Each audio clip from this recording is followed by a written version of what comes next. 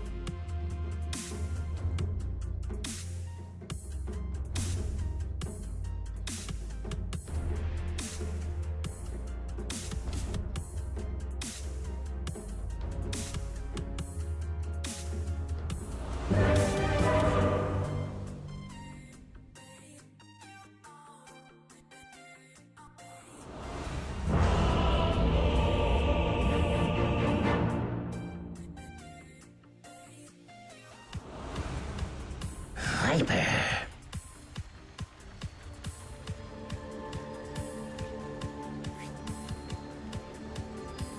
Prepare for battle!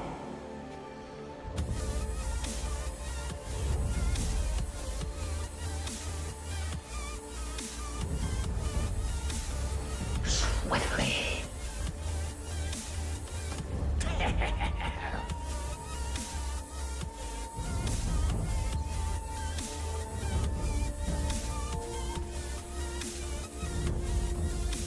I glide on.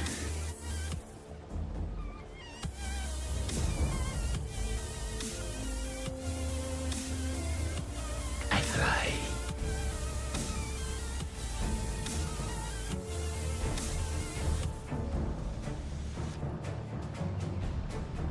Swoop to battle. 30 seconds to battle. I fly into a rage.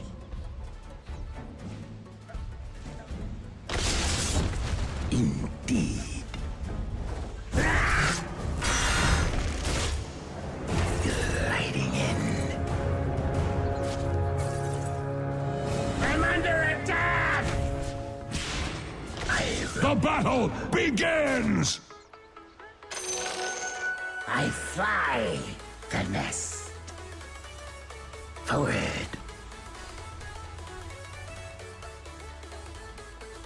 With malicious intent. Thrust ahead.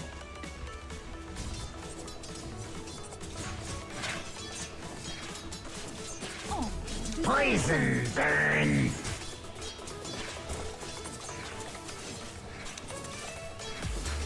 Attack.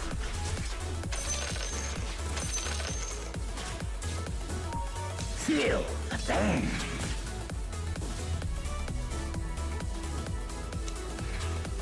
Overseen. My poison concentrates. Right.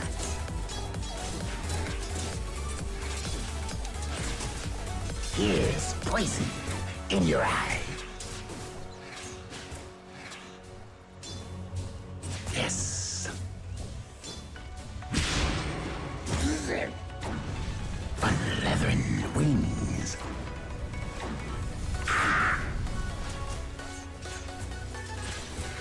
Comes green death. Sweet salivation.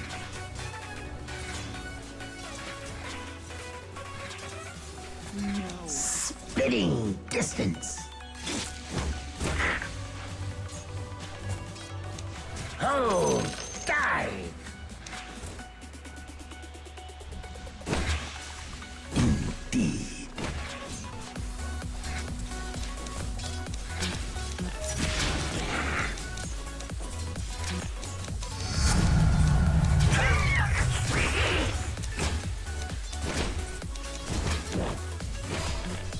Forward.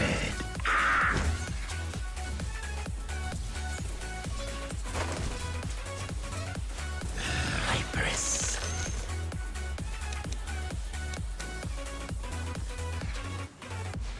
Gliding in. I fly.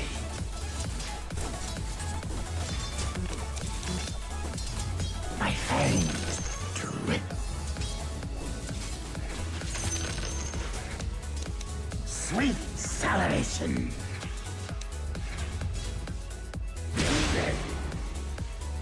Swiftly. First blood. I glide on.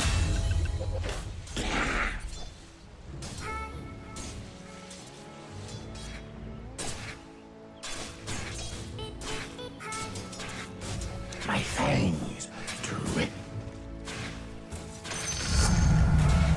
My wingspan extends.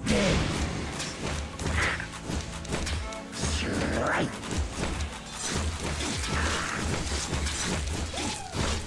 Ejecting. A little knife play?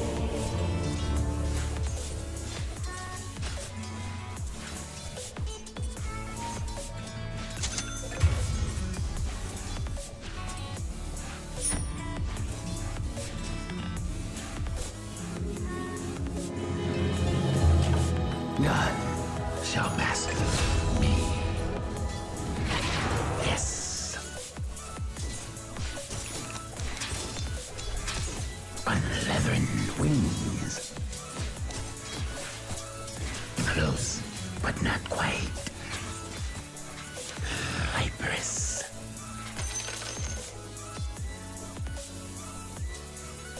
Attack!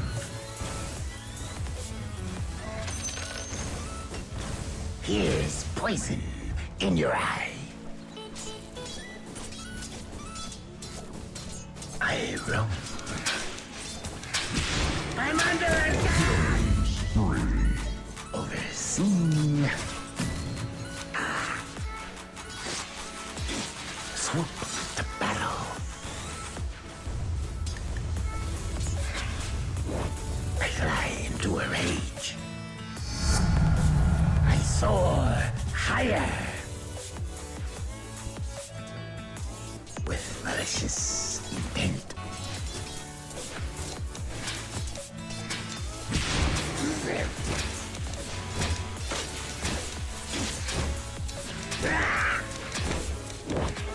Yes. You be a feel the pain.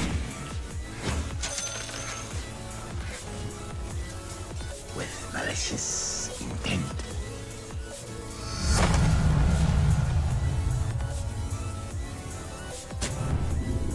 Forward. I fly into a rage. Swoop to battle.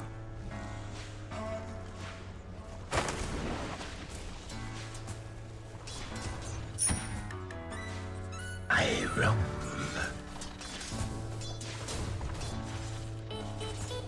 I fly. Swiftly. I glide on.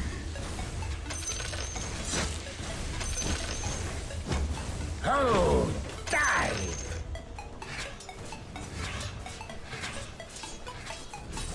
Thrust ahead.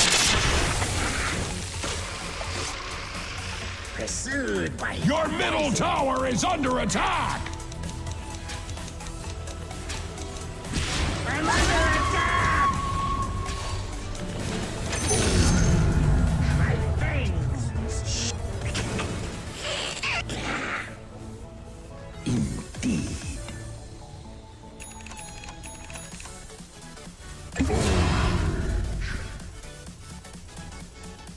On leathern wings.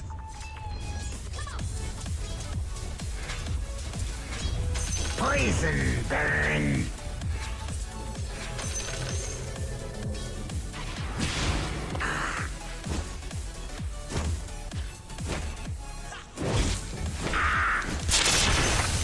Spitting. My fight. Oh, your blood sours.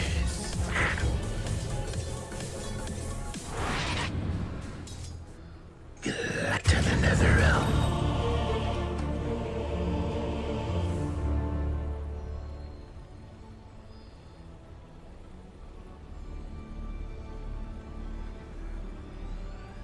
The enemy has a bone to pick with your middle tower.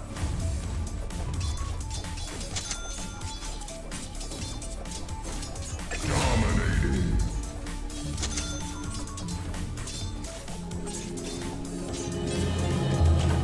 I spread my wings anew.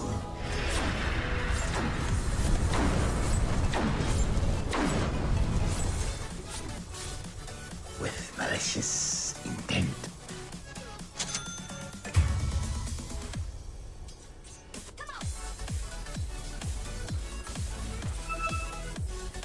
Yes.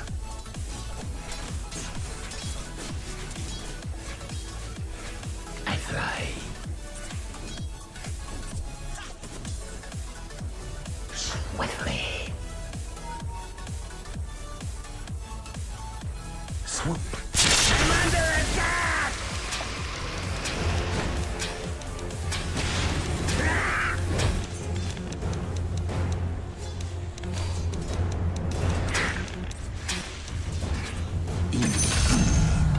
On my way to a overseen golden cargo on leathern wings.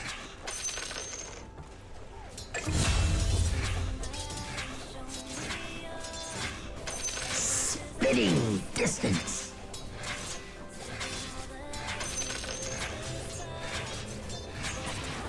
Thrust ahead. Forward.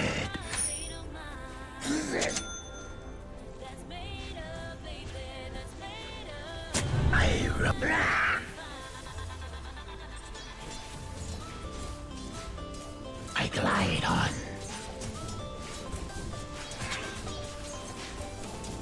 I fly into a rage.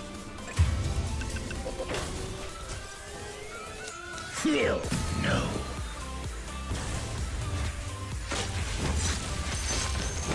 Gliding. Your top tower is being hacked to pieces!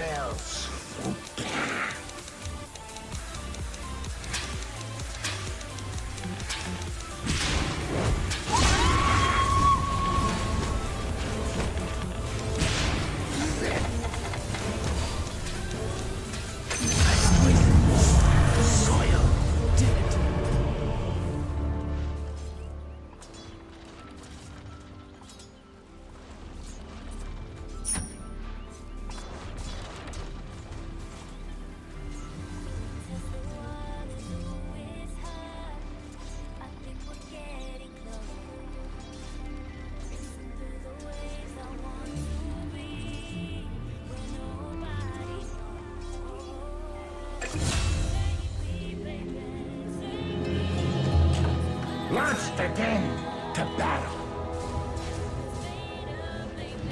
Overseen.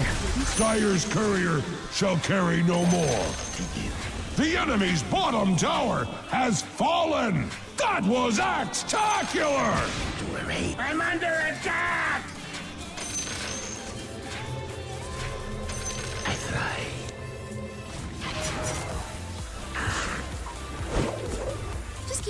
Swiftly. Radiant's towers are fortified, just like Dire structures are fortified. Super fortified. Like you can't even imagine. Yes.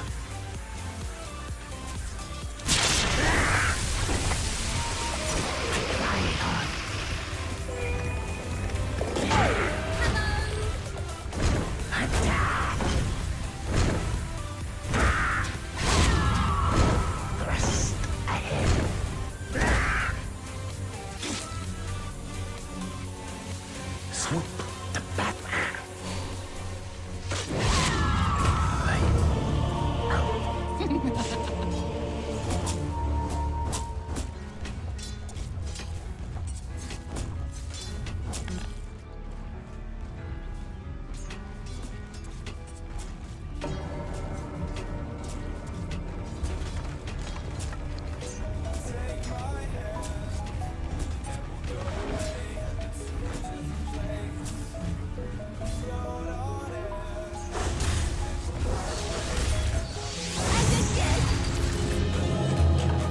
I will have vengeance.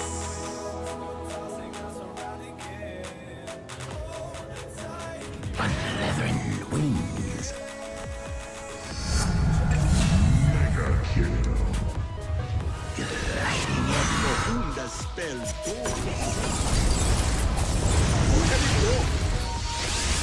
Power. Poison. My son. Axe is glad that your bottom tower is not Axe's problem. Hyper kills. Again.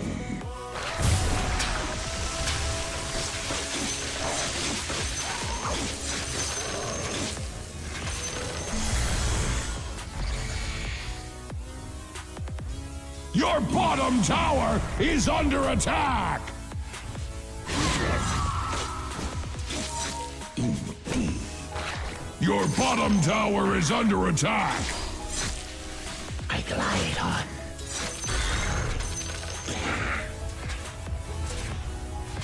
I glide. Axe is glad that your bottom tower is not Axe's problem. The enemy's middle tower has fallen. Your bottom tower has fallen. Are you going to do something about that?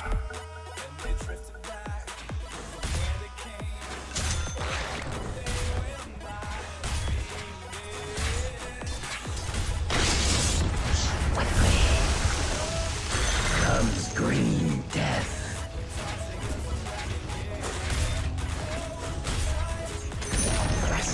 The enemy's top tower has fallen.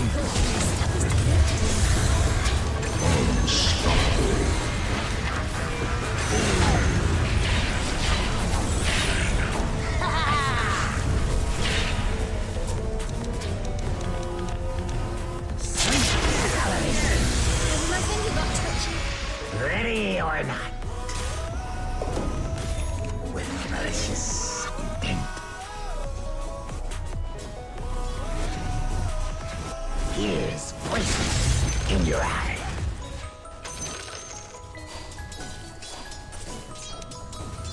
Poison burn.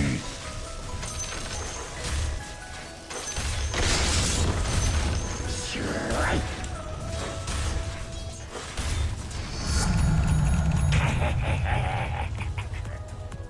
Forward.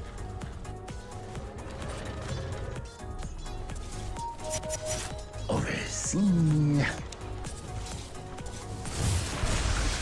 More for me. I roam. Radiant structures are fortified.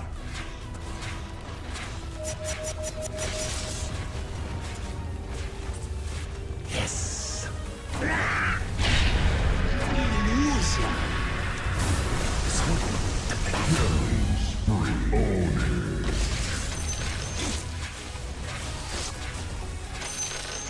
On leathern wings.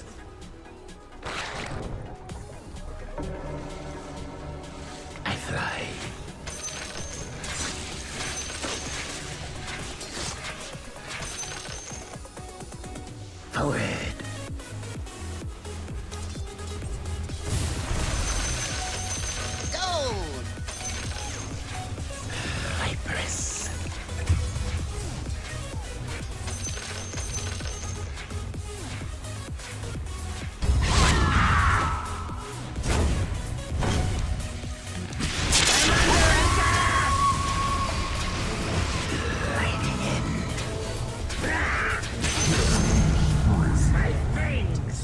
shot. Poison closes your... Indeed. Swiftly.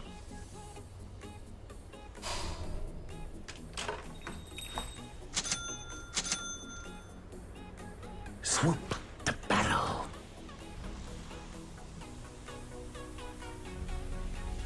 One fell swoop. Yes.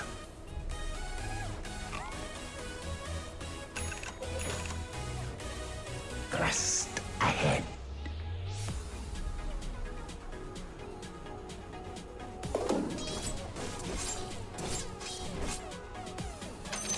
Money changes hands.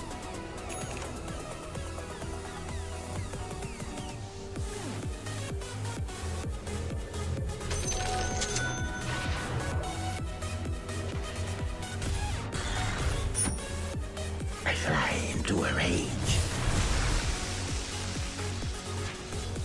Death to you. On my way to a one I glide on. Overseen. Dominating. I roam.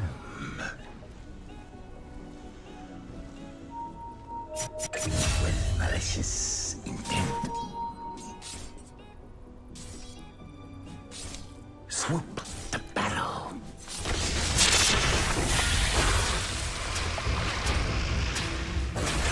Overseen.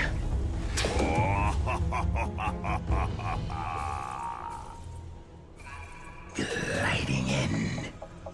Your top tower is under attack! Indeed. Your top tower is under attack! With malicious intent. I glide on. Swiftly. Poison. Death from above. On leathern wings. I fly. No, great. Now I'm seeing things too. Dire structures are fortified! Forward.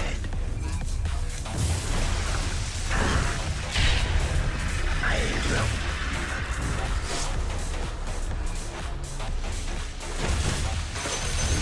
I fly into a rage.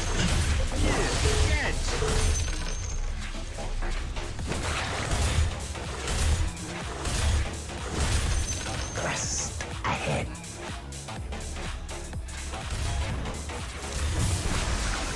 Oh, die! My poison concentrates. Overseen.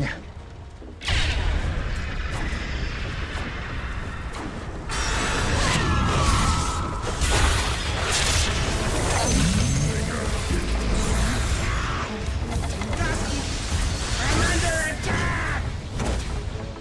Your middle tower is under attack!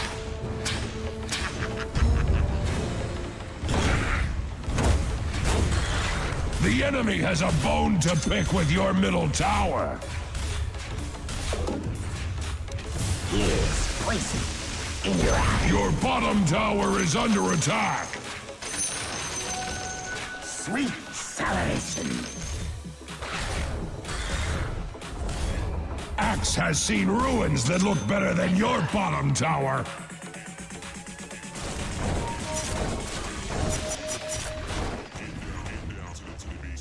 Forward.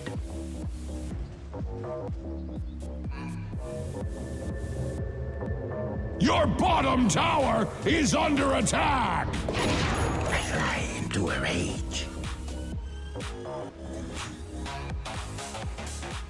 Indeed.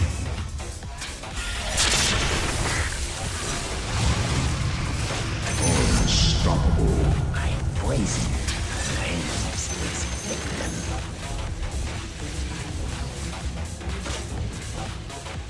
Unleathern wings.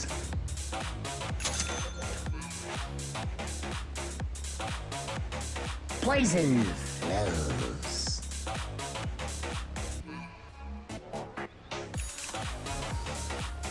Ready or not.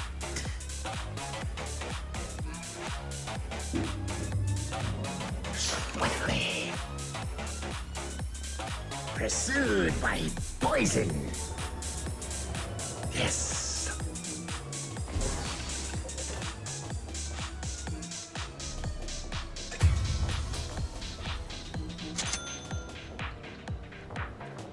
Pursued by poison.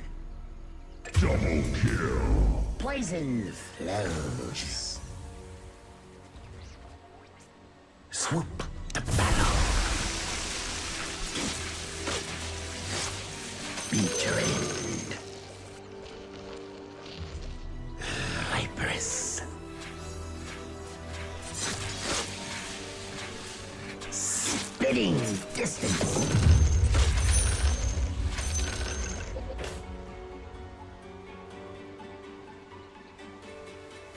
With malicious intent. Killing spree.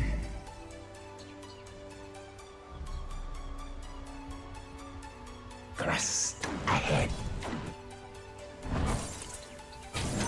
Mine. I glide on. My fangs with Money changes hands. Wicked sick. I'm under attack! Monster kill.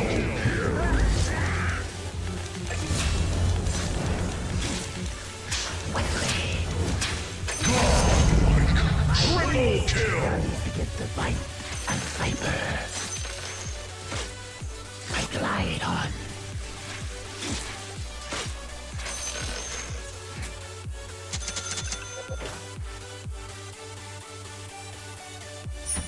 Indeed.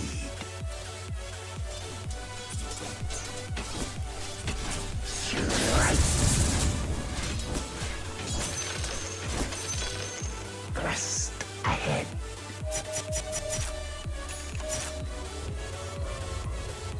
Forward.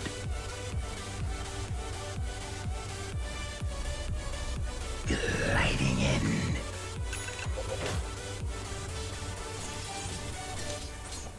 Feel the bang.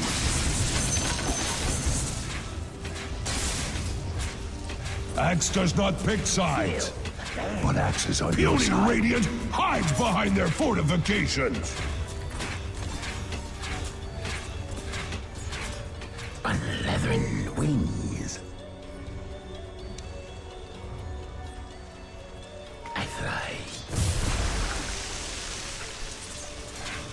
Beat your end. Spitting distance.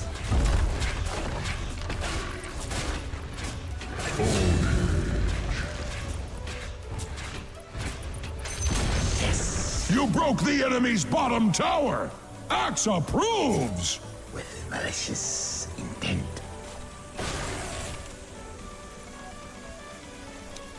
Swoop to battle.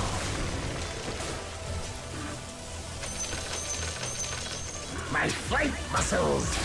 Your top tower is under attack.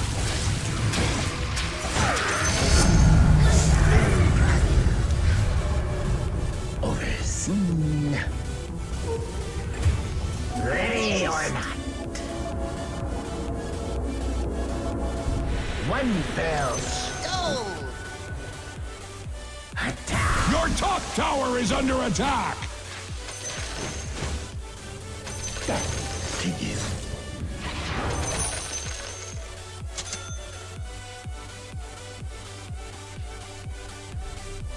I roam.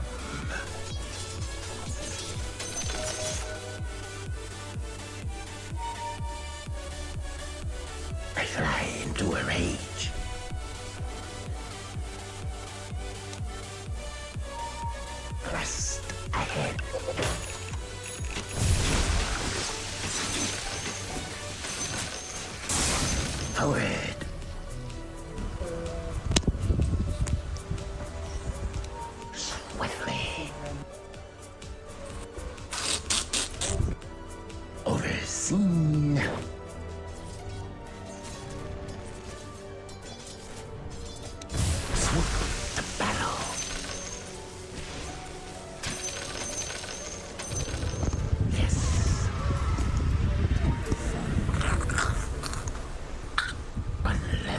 Nuts.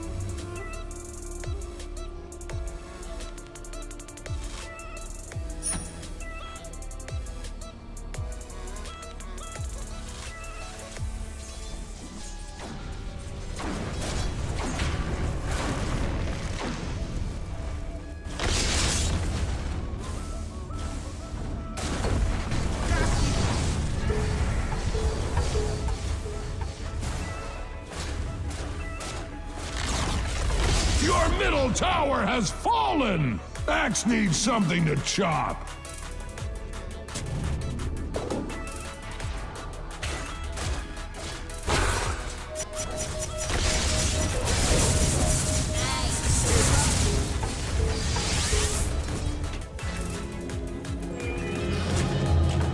I take to the air. I glide on. I roam. I'm under attack! With malicious intent. Dire structures can take all the hurt Radiant cares to heap upon it. Your top tower is being hacked to pieces. Gliding in. Much like Axe's opinion of you, your top tower has fallen.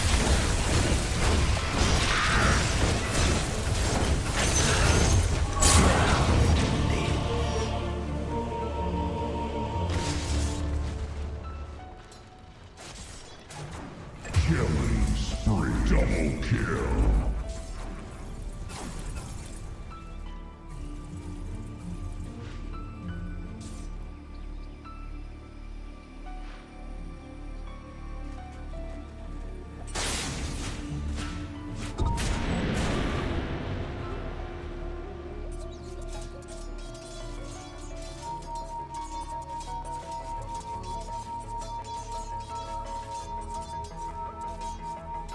Your top tower is being hacked to pieces!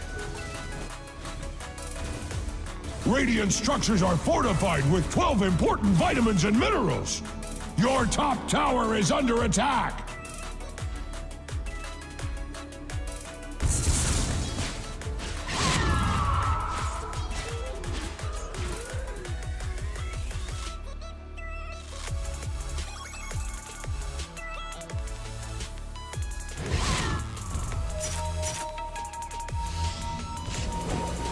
I'll get over it.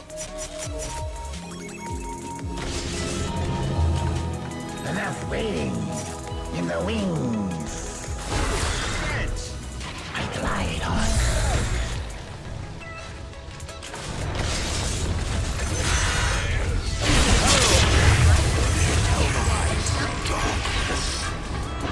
Malediction. I'm under attack! With malicious intent comes green death.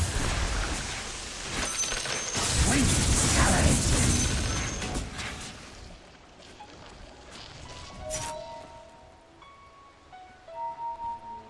I roam.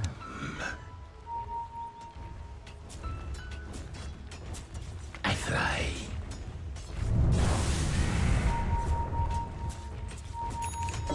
I fly into a rage. Forward. Swiftly.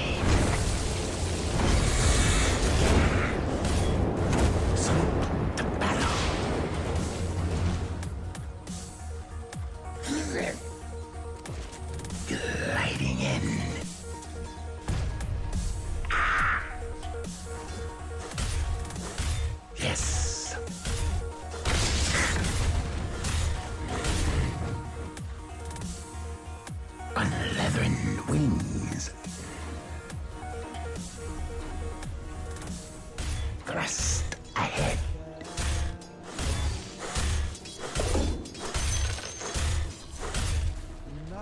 Strike.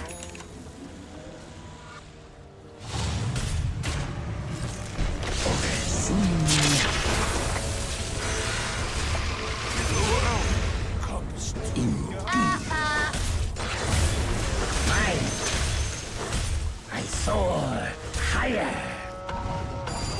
Your bottom tower is under attack.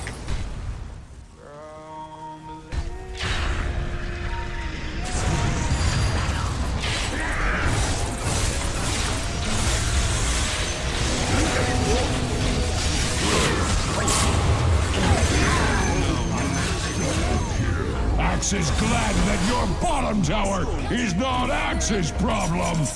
Poison burn. Your bottom tower is under attack.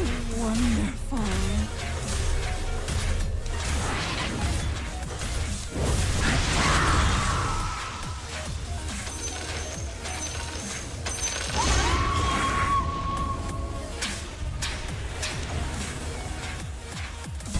Unleavened wings. I'm under attack!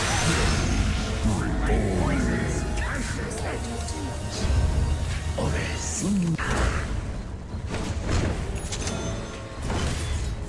Not yet. Indeed. More for me. Forward. Strike.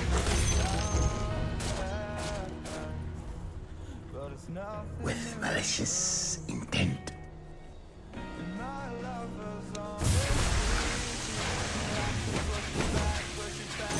Sweet salivation.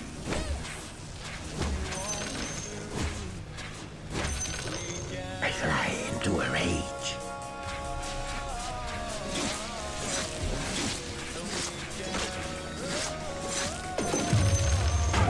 I glide on.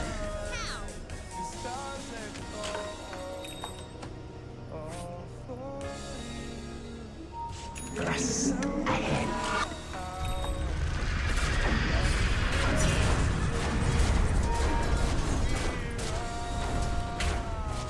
Gliding in.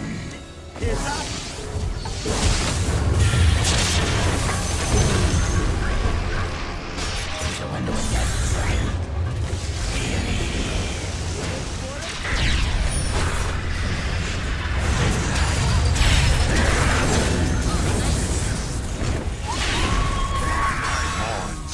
You're not living.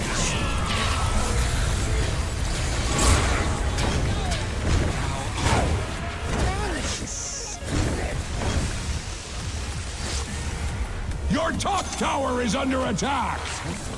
Battle. Your top tower is being hacked to pieces. Puny Radiant hides behind their fortifications. Your top tower is under attack.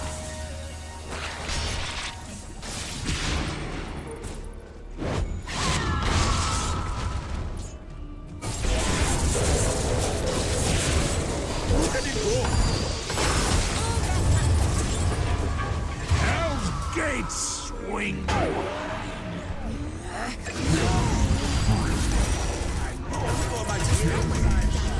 Thou art dead.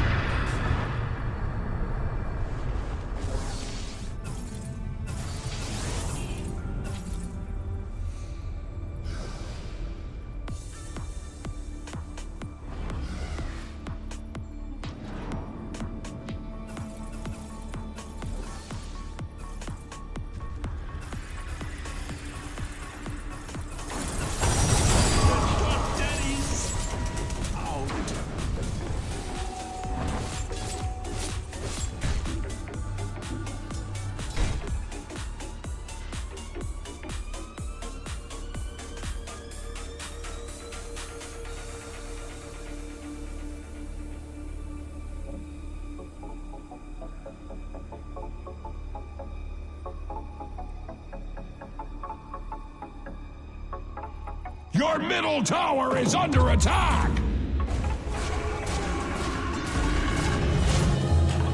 Here, support. Axe would shed a tear for your middle tower, but Axe does not cry. Poison burn. I fly into a rage.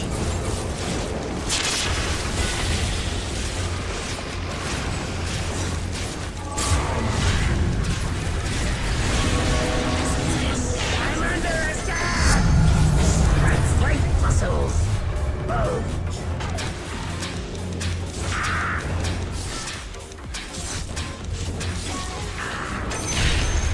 Spinning distance.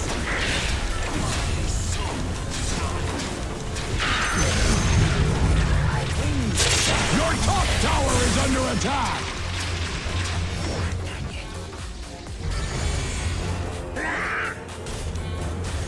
I glide on.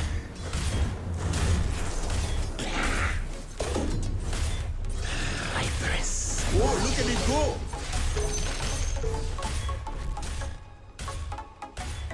Gliding in.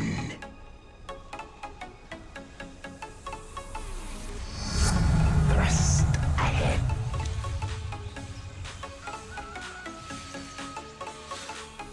Poison flows. Feel the burn.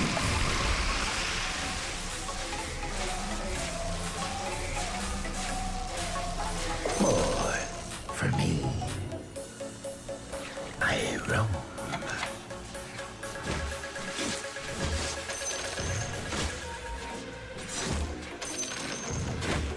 Here's poison in your eye.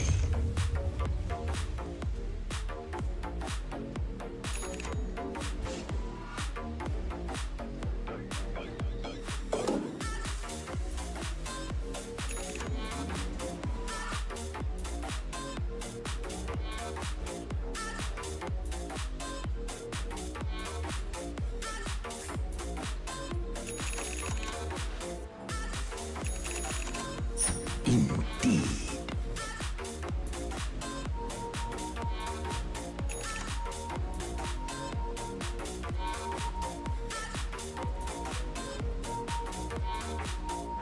Swiftly.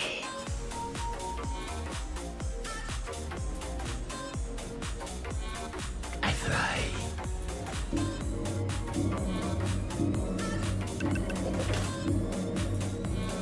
Overseen. One fell swoop. Ready or not. Unleathered wings. Your bottom tower is under attack! In your eye. Your bottom tower has fallen! Your bottom barracks have fallen! Your edge needs sharpening! Your bottom barracks died badly!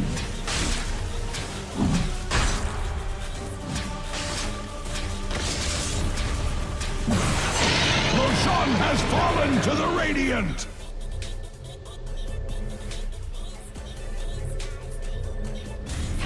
Swiftly.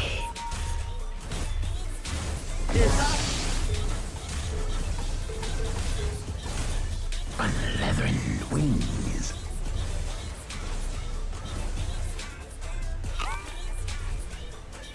Swoop to battle. Yes.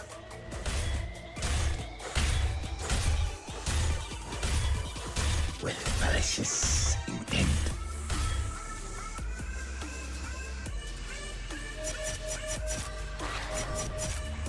I fly into a rage.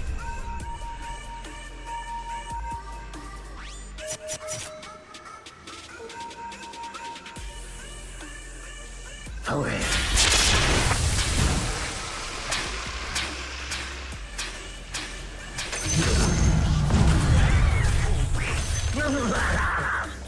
Over. seen.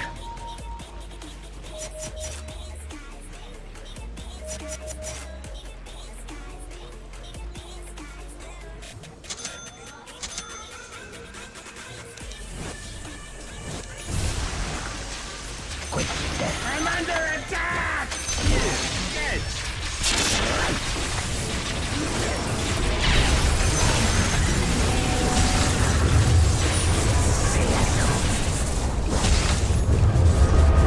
Your top tower is being hacked to pieces!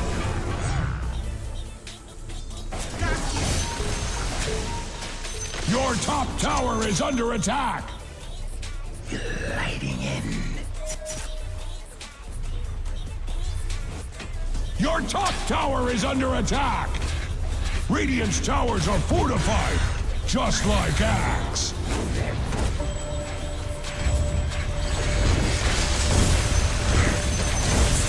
The enemy's middle tower has fallen. Your top tower has fallen!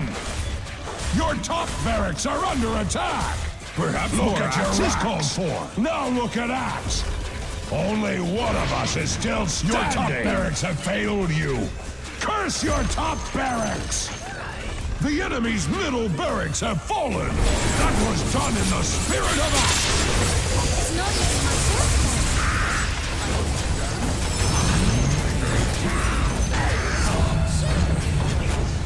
Like a snake-bitten mouse. I glide on.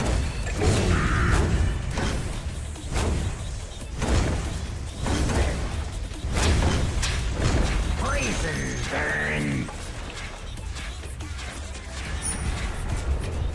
Spinning distance.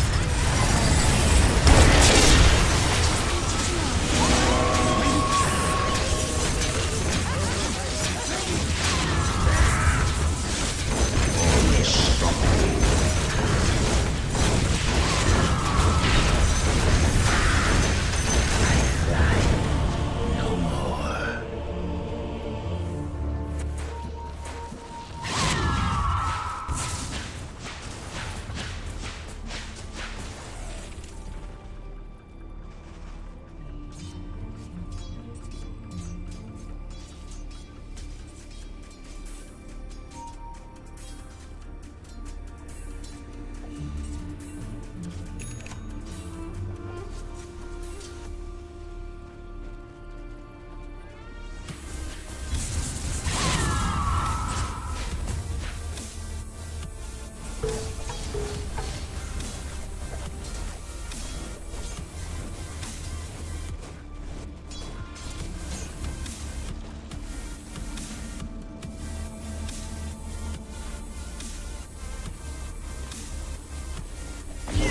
Get!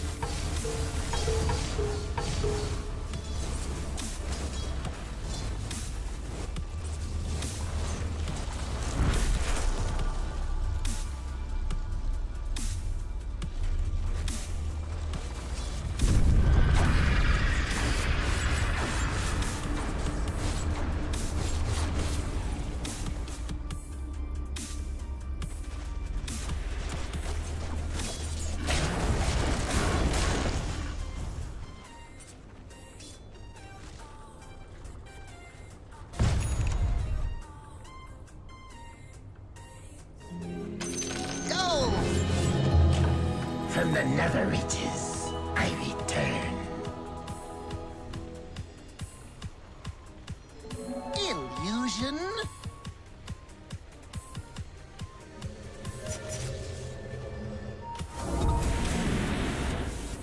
Indeed. I glide on.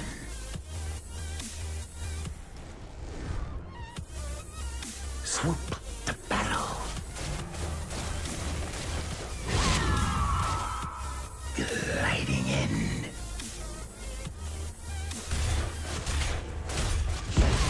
Swiftly. I glide into a rage.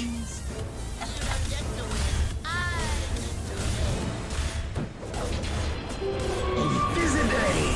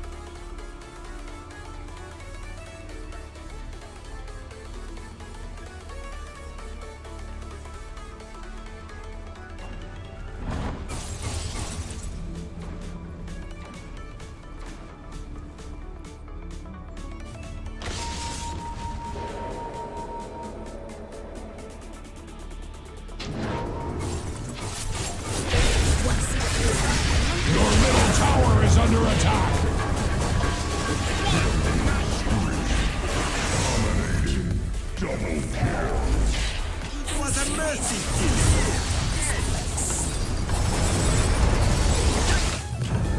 My flight resumes. The enemy's middle tower has surrendered to gravity! Yes.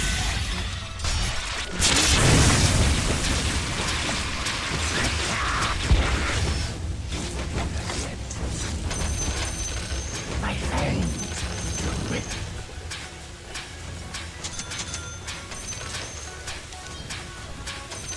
Forward.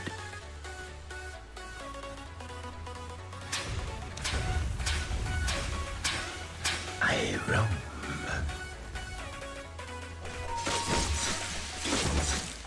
With malicious intent.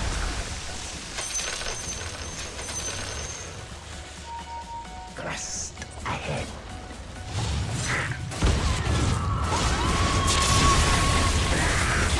My poison spills. The enemy's top tower has capitulated to superior force! The enemy's top barracks have been abolished! Radiant structures are fortified!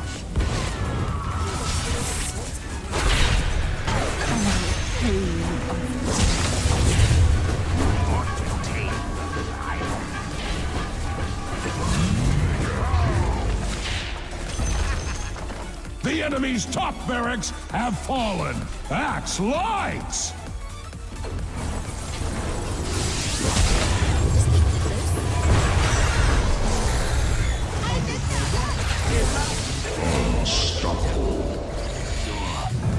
I renew my oath to defeat all sorceries. The enemy's middle tower has fallen! Would have been faster with axe!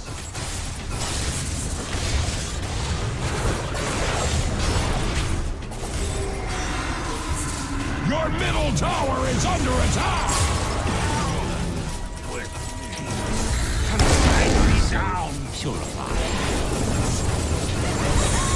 Your middle tower is under attack!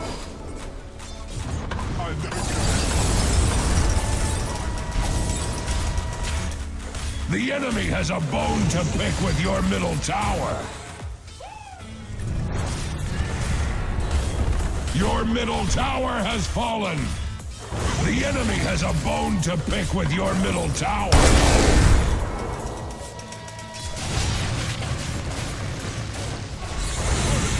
Your middle tower is under attack! It's great to be back. Oh,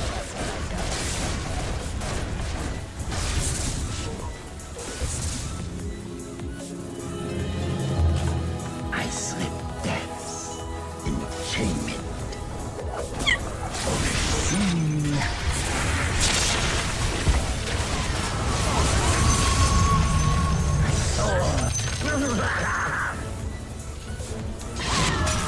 Overseen.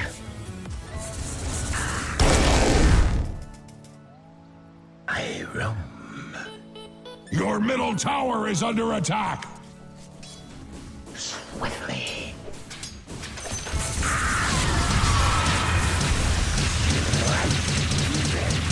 No! Did you wonder what that was like? Sweet salads. Nor death can thwart my quest. I fly into a rage. Thrust ahead.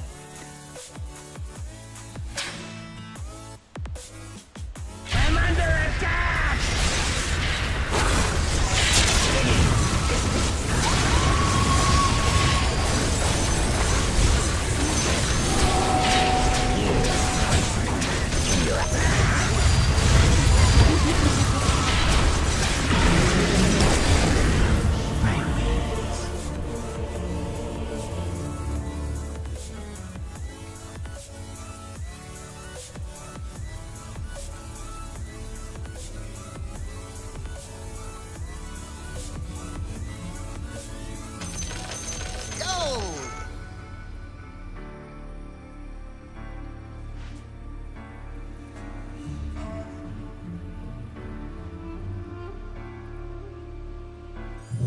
enemy has a bone to pick with your middle tower. Axe would shed a tear for your middle tower, but Axe does not cry. Wait, stick a bone in it. You're done.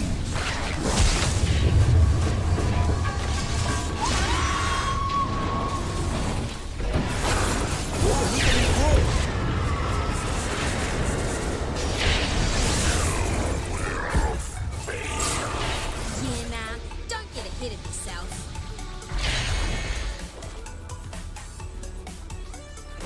You're a tree hugger. Look at it go.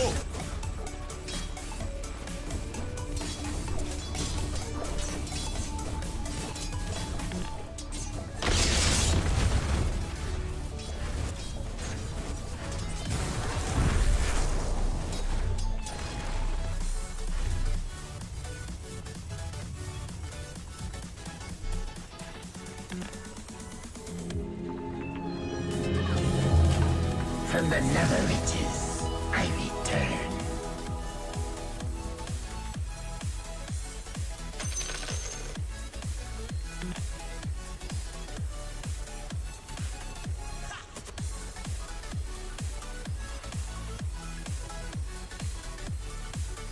Which doctor am I?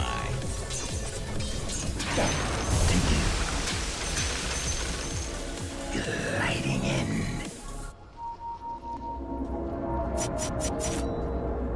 Forward.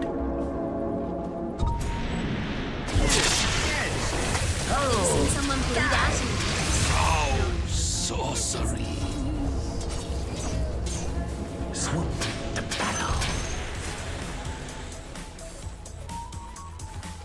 On leathern wings.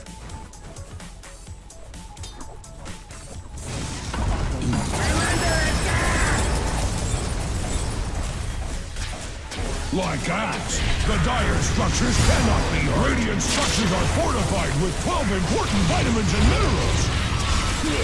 One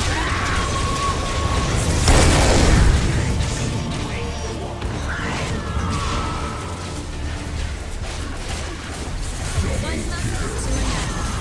The enemy's bottom tower has fallen.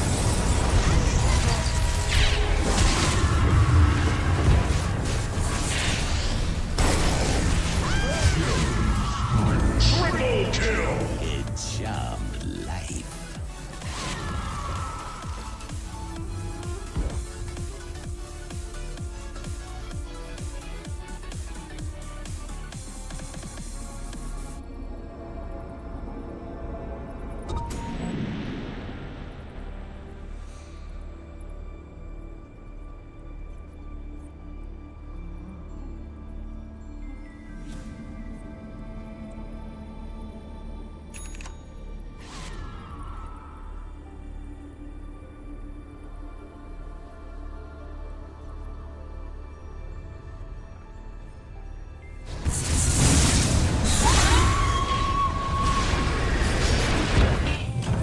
None shall master me.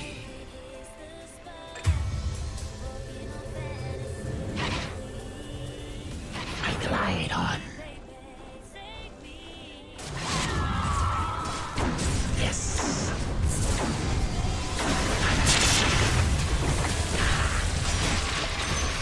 I press.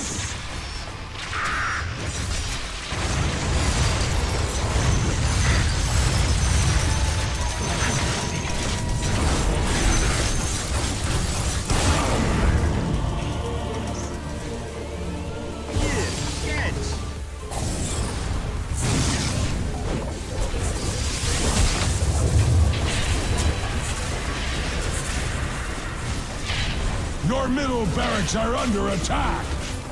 Your middle barracks have fallen. Your middle barracks have fallen. The enemy now has mega creeps. Your middle tower is under attack. Your middle tower has fallen. Your ancient is under attack. Proving they are no hacks, Dire takes the day. Not that there's anything wrong with hacking.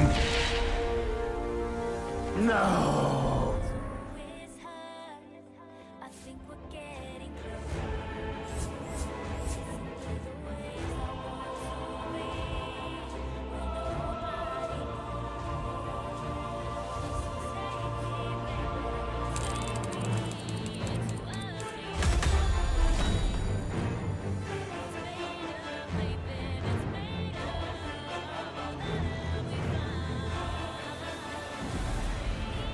knows.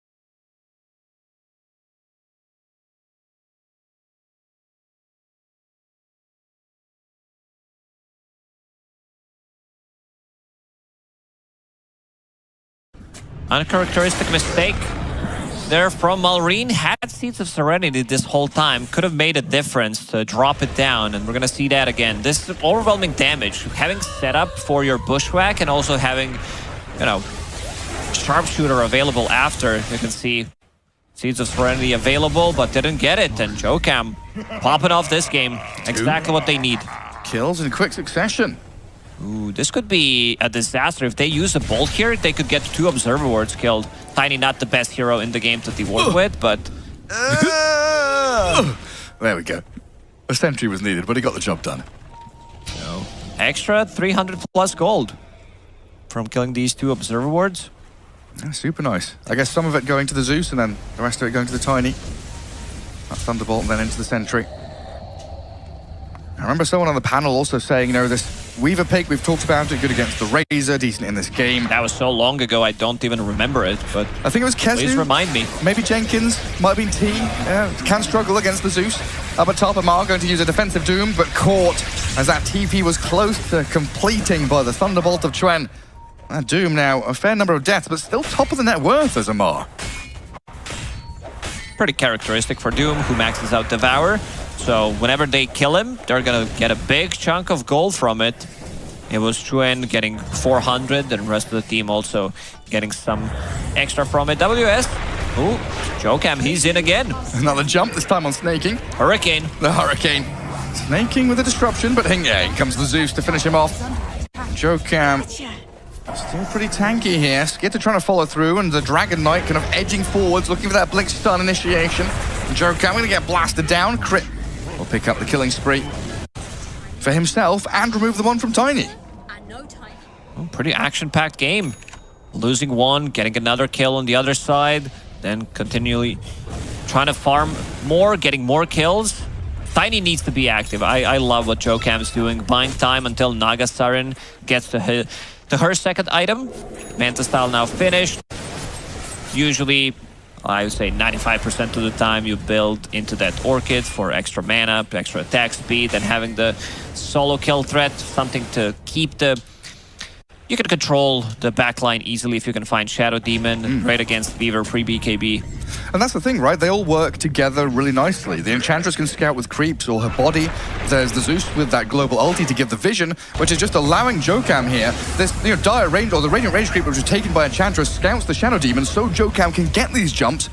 And then with that lockdown and displacement, you've got the ability there to unlock the Zeus's potential. Everything is clicking into place beautifully. Yeah, such a cool play. Malrine, he's in. Every single time Falcons lose the hero, they gain something immediately after. Got to keep the kill score balanced. 11 to 11, 18.5 minutes in. More than a kill a minute. Middle tower is under attack. Skitter with that full Gleipnir. Yeah, like you said, looking for Dragonlance next. Build up the stats, get as tanky as possible. As looks like the Falcons ping out Roshan. They definitely do have the damage. That's not going to be a problem. Weaver with Gleipnir, Dragon Knight with his overtime damage. I don't think they will expect this to happen. They don't. Look at where they're going. They've smoked and drawn the line down to bottom jungle. Jokam. Never mind. Dire are scanning. Falcons change their minds and will try to play the top part of the map. It would be funny, you know, they were in Roshan, they run away, Dire scanned it, it's green, and then the Falcons go back in. It would be very surprising for Talon to kind of, you know, guess. Yeah, they're going back in. Talon are going to have no idea what's happening. Like, where are they? We scanned there. They weren't there 5 seconds ago.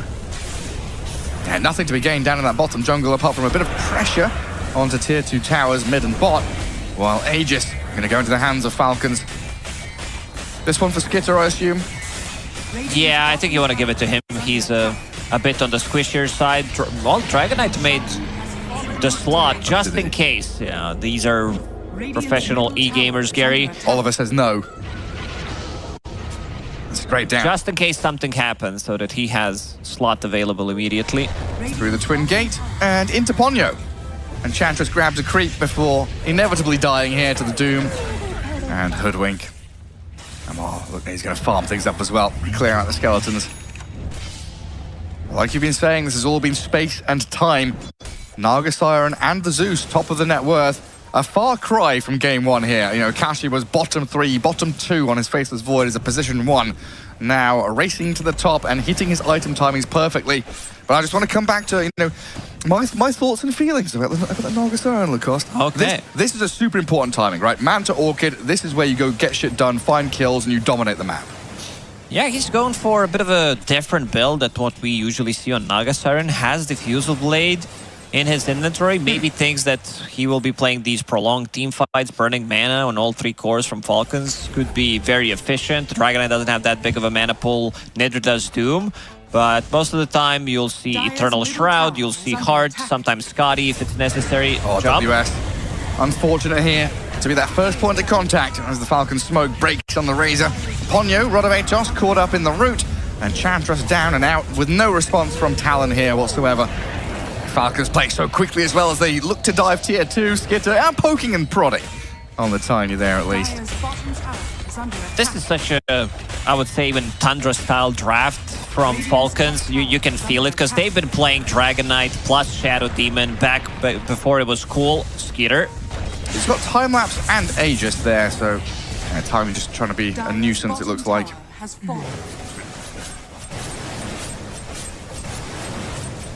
Yeah, Naga Siren has changed so much over the years, right? Diffusal Blade used to be the item, you buy it as a first item. That is, the identity of the hero was built around it. And then we started seeing this Manta Skadi build, Manta Orchid. And sometimes the Radiance would come back a little bit depending on who you're playing against. Yeah, still feel you need Eternal Shroud. You need some magic resistance on yourself and on the illusions, because they're gonna melt. You're playing against Dragonite. Ooh, that was so close. That was a toe curler with a butt clencher. Malrine, you know, no fear. He knew what was going on. TP's out successfully.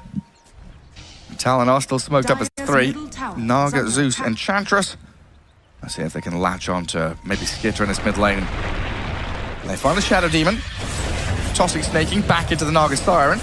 Skitter trying to get some good damage in onto Akashi, but the Song of the Siren will hit that big red reset button as the Razor the Tiny aiming for the Dragon Knight. Amara's in though. BKB up from WS. The DK getting zapped down. He's just destroyed. Traded out for the Razor at least, but Falcons on the run. They're in full retreat mode now. Talon low on mana though. Charging forward. Zeus, you're right, is out of mana. Naga Siren trying to catch up here with the help of Jokam onto the Amar Doom. Skitter turning, trying to get the damage back onto this Enchantress. Does get the kill. The takedown is there.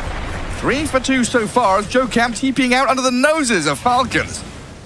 Gleipnir was not ready. I want to see the damage dealt by Zeus. It felt like he just took them down from... Okay, it wasn't even that high, but a couple of spells that he used really like made the difference. Into Aegis, they released us. Oh no, snaking again. The Hurricane. It was a neutral Hurricane as well to push him back into the Naga illusions. The jungle working against him. Very nice to see, though, the Naga Siren immediately after the Orchid pickup is smoke into gank, into pick off, and now Diffusal Blade emerges just moments after finishing that second item.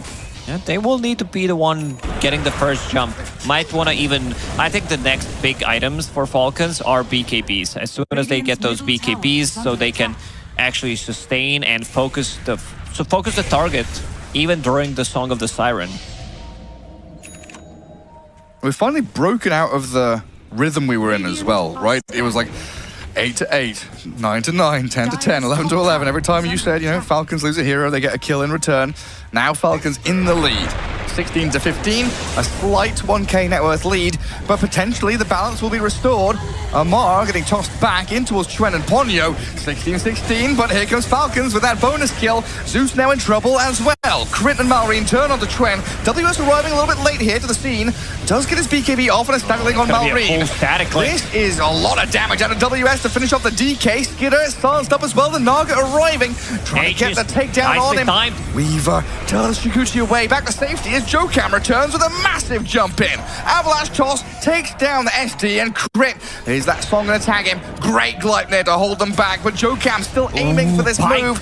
Crit and Skitter just escaping barely with their lives, but a victory here from Talon nonetheless. Ooh, big fight for Talon, getting that static link and almost getting Skeeter. They didn't have that control. They didn't have Tiny's spells available so they could control him, but they stopped attacking him. They knew exactly the timing. The Aegis is gonna pop out.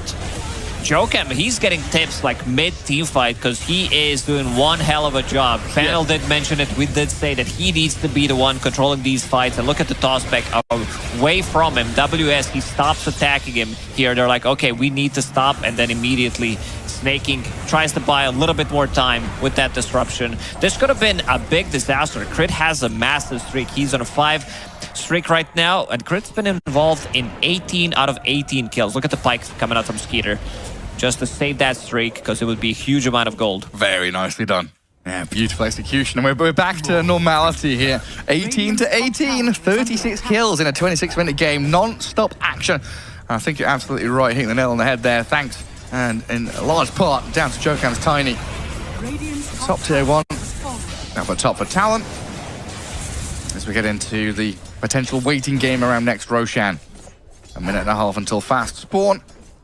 And Talon potentially with that upper hand in terms of map control. Nargothrond always gives you that opportunity to not just accelerate your farm, getting into the outer rings of the jungle, but also cutting waves and making the map small for Falcons.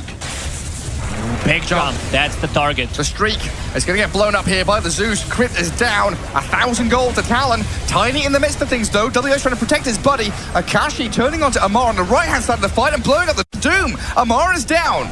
Skitter will get away. Again, a bit of deja vu off to the northwestern side. Malrine might not have the same luxury, though.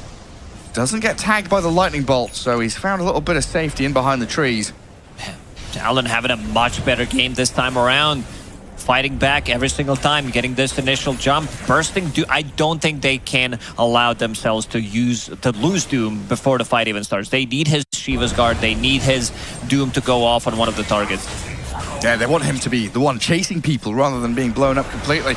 A very good kind of turn on the spot by Talon there to realize which target they needed to go for. Oh, we've got one of these funny games, right, where SD can make illusions of Naga, Ench can steal illusions and get a DK dragon for herself. All sorts of back and forth between them. Doom can eat Ench's creeps. Lots of little things, factors here going into these team fights. Both of these teams have really good scaling lineups coming into the mid and late game. The Tri-Core, also Crit, he is basically another core. Already having that Gleipnir, going into Hurricane Pike of his own. Both supports on Falcons, holding on to Philosopher's Stone, so that means that they're gonna get some extra gold from it. Chuen gonna get a little bottle refilled with that Wisdom Rune. Now Amar gets Cloak of Flame, so maybe can tank through that initial onslaught that Talon are bringing. A minute to go for Roche. Is it daytime, nighttime? Where's the big man going to be? It's going to be on Dire's side. Not sure if they want to kill it off immediately. I mean, you would prefer, because you do get cheese compared to the shittiest item in-game. the flag bearer. What's it even called? Roshan's banner. A BKB up for Amar as well, so big difference makers here. Double Psychic Headband. One for Tiny, one for Hoodwink on opposing sides. Still a while to go for Skitter's BKB, so opportunity could arise here for Talon to find a good kill on that pos 1. And yeah, even though Amar had a pretty good laning stage, has definitely slipped behind. And that patch average of the BKB definitely shows it. Didn't get much done in the last couple of fights. Nice vision. Jokam, he can find the Hoodwink. Oh, but hang on, that Gleipnir holds him back. Malrine breaks away from the static link, turns onto the Tiny, and the Doom is there onto the Zeus in the back lines. Akashi has to sing the song, try and buy time for the rest of the team to get away from the Doom. But look at Amar, he's going wild. He's unleashed the beast onto the Zeus, taking him down, and now the rest of the team can come and help him. Snaking with the bubble, saves the Doom, the turn on the Nargothrond, brings Akashi down to the ground, and Chandra's in trouble as well. And Falcons pummel Talon, absolutely annihilate them. It looks really good. Zeus scouted things out, almost a full static link. Amar the finder. Amar did find him, he really did, and we're gonna see that again. Immediately they lock the static link onto Dragon Knight, but Amar did find these Bushwhacks, these Gleipnirs are owning the fight. They have double and they used it like 2 times, both of them pretty much. So that means that they're gonna keep them in place. Naga Siren, like these illusions, they still melt against Shiva's Guard, against these Gleipnir procs as well. And you can see him dying here. What a fight from Falcons. Incredible. Absolutely incredible. I mean, it starts with that positioning of Amar, right? Kind of hiding by the outpost, waiting in the fog, ready for his moment to strike. And it looks like we'll get the cheese as Roshan started Dire side and migrated down. No Roshan's banner, thankfully. And that team fight, yeah, look at these items coming up now. Aghanim Scepter for the Dragon Knight. The Weaver gets that a little bit closer to BKB. I mean, holding Aegis now, do you consider another option for Skitter, or is it just BKB will win us the game at this point? I think he's going to pick up a BKB. A lot of the times you'll see carries switching the items after picking up Aegis, but you're playing into Zeus, you're playing into Orchid. You want to have some kind of a dispel of your own and also being able to attack during Song of the Siren. So he can sell either Raid Band or Magic Wand and still have it. Not the null. Not the null. Null, too valuable at this point. It surely is. Dire's bottom Black tower Dragon there has fallen. for Malrine. Absolutely massive. And yeah, there's the full BKB for Skitter. Tier 2 mid and top still standing, but not sure for how long, as Falcons come to claim the prizes left out on the map for them. Dire's middle tower is under attack. And this is where, you know, Nagastar really has to pull out all the stops, pushing top, try to cut waves, get out on the map as quickly as possible. Just see Malrine fearless right up to that high ground. Well, he's getting attacked by his own illusions, so does slow him down. Radiant's top tower is under attack. Trying to... Where are you Dire's going? bottom tower is under Enchantress, come on. Dire's structures are fortified. Theft is not allowed. You wouldn't download a Dragon Knight. Download, yeah, not... Maybe the Enchantress would. You wouldn't download a car. You wouldn't download an illusion. Radiant's Skitter, top tower after that tier 3 is broken, getting some good damage in and forcing the glyph. fortified. It does come out of the Shikuchi, but it looks like no real move from Talon right here. It's the move from Malrine instead. Dragon Tail into Bushwhack, Song of the Siren doesn't come in time. They've got 2 caught up in it. DK Weaver, one's got Aegis, one's got Cheese though, so breaking through these 2, very difficult challenge, and yeah, not possible whatsoever. Amar, Falcons, he's ready to jump in. Nice positioning coming out from him, just looking for the target. If he finds Zeus, he's got to go for that jump. all smoked up. Well, Jeremy, what are you doing down there? The one dire creep doing God's work for Talon. They're not done yet. They still have this Aegis for 2.5 minutes, so they will continue to shove the lanes and try to get some advantage, maybe even close out the game. Yeah, it's really a possibility right now. Gliding here onto this Razor. Might have to BKB, a good amount of damage and control on the Weaver, pops the Aegis immediately. Sharpshooter's coming, trying to aim it in onto WS. They've lost Snaking, crit nearly falls, but Amar and Skit are going to work in the actual fight proper, killing off the Razor. Jokan, Ponyo, Akashi is now turning tail and running, but the Gleipnir once again cuts them off, holds them in place to find the 2 support kills that the Falcons will gladly take. Now it's just Razor and Naga against the world. And crit is zoning with these Bushwhacks, with these Gleipnirs, getting out of trouble. Demonic Cleanse did help out a little bit, providing with some extra HP. And looking at the buyback status, they don't have any buybacks from the 3 heroes that they just killed. So 30 seconds without 3 heroes, this could mean two sides probably. And this is the difference between elimination and playoffs. Yeah. I mean, Talon, they've got They the need pull to out get the dub here somehow. some kind of miracle needed. Because it looks like this is a one-way street for the Falcons to take the victory now. 13k ahead, a couple of racks to the good. Team Falcons. There's a tier 2 standing top, so they can't go for the full megas or anything like that. But Skitter will get himself down to low ground. Look at this tiny crit, gonna scurry away, but blasted by the Zeus. Good pick by Chuen. Akashi, though, the one in trouble. Naga down with buyback available. Might have to come back into the fight because WS is in serious trouble. Draining damage from Amar, but Malrine stands his ground and takes him down. The Doom and 2 supports and Falcons are gone, but Skitter and Malrine offer a lot of damage and still stay reasonably tanky. Tiny out for 50, and Chuen gonna have to try and heavenly jump back to Mount Olympus. Malrine is zoning. This is not where you belong, Zeus. No matter how many family members you've got, looks like they're all dead at this point. The illusions of the Dragon Knight will kill him off, and he's dead for 70 now. Buyback only available on Nagasar, and he might need to use it because this is going to be Mega Creeps, and Enchantress can't hold on her own. Malrine immediately going to the top lane. This Octarine plus having Manta style, pretty much permanent illusions. Skeeter picks up the XP rune on the enemy side. Seems like they don't want to finish it yet.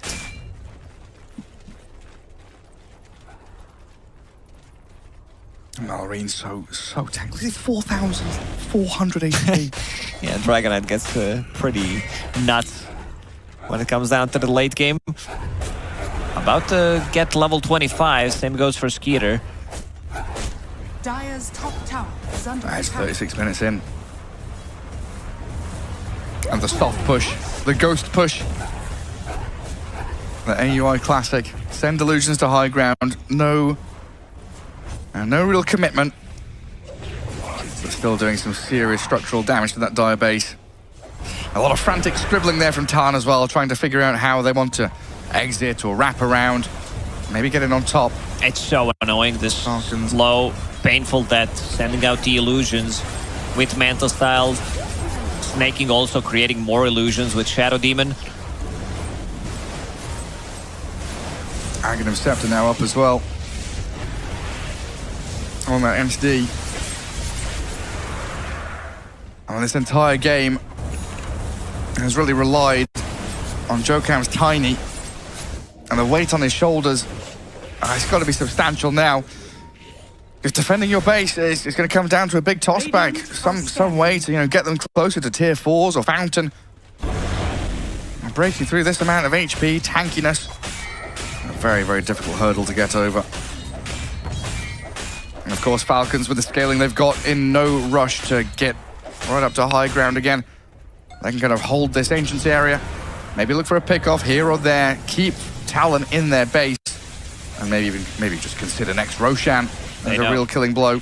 Snaking, he wants to get the D ward on the observer ward that was just placed by Yokam. Timeless Relic for the Doom. Big tier 4 items. BKB for Malrine.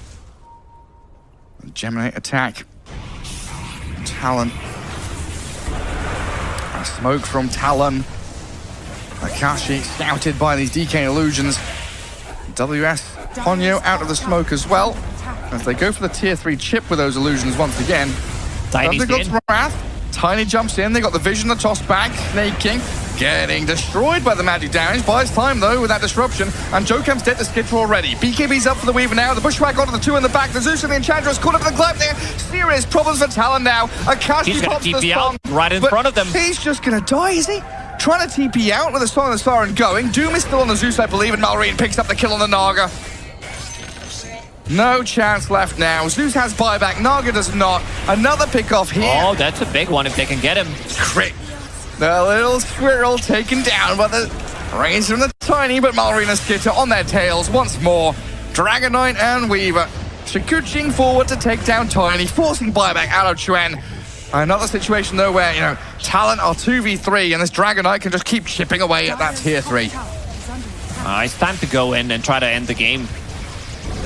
Malrine is just unstoppable. They can't kill him. These Force Staffs, these Gleipnirs, keeping them in place and building damage. Skeeter actually dealing more damage than Dragon Knight. Well, not anymore. See you later, nerd. Oh, little by little, here he comes. Get a bit more damage in there, shall we? And is that building damage on Talon very, very low? Yeah, it's none. It's almost non-existent. Well, there we go. Ponyo gonna have to sacrifice himself to save WS and Chuen. And again, we're down to Razor and Zeus. The 2 Lightning Boys. Game 2, Electric Boogaloo. Not going well for Talon here, unfortunately, though. Let's see what the lads can do. Nagastar alive in a couple of seconds, but Malrine already back in onto Chuen. Heavenly Jump will put him into danger once more as Amar will go straight in for the Doom on the Razor. Snaking will be the casualty of war here for Falcons as they take down every member of Talon. Malrine, Amar and Skitter, far too tanky, tons of damage. shredding through WS, Akashi, and the boys. The smiley faces and the GG called. Talon tap out and unfortunately are out of ESL 1 Birmingham. Yeah, they had a much better showing in this second game, but Falcons too strong of a team. Like all it takes is one big fight. That fight where they fight. We've got it ready, good to go here. Tundra versus Falcons, and of course the tops and clinks to end the draft. Yeah, who knows? Bottom disruption. Not to snaking. He's actually dropping got a low. lot of stacks of poison on him. He's gone. dead. Well played. All right, they find the chance to set up and burst him. The build-up of damage. And he's got Lunar Blessing, so more and more levels. Pure, it's level 3 now online, so 15 damage to everybody global for the next 3 minutes. Thompson's going to use that to pressure tower a bit. Got the bushwhack. Mari coil. does have a coil. Oh, he stepped up far. Gonna go for the immediate snap back on it to try and retrieve. He's able to get the burst of health back up, and 9 class is here. Amar comes in, very needed. They have the invis, but the sentry's down. They see him, they'll be able to drag him back.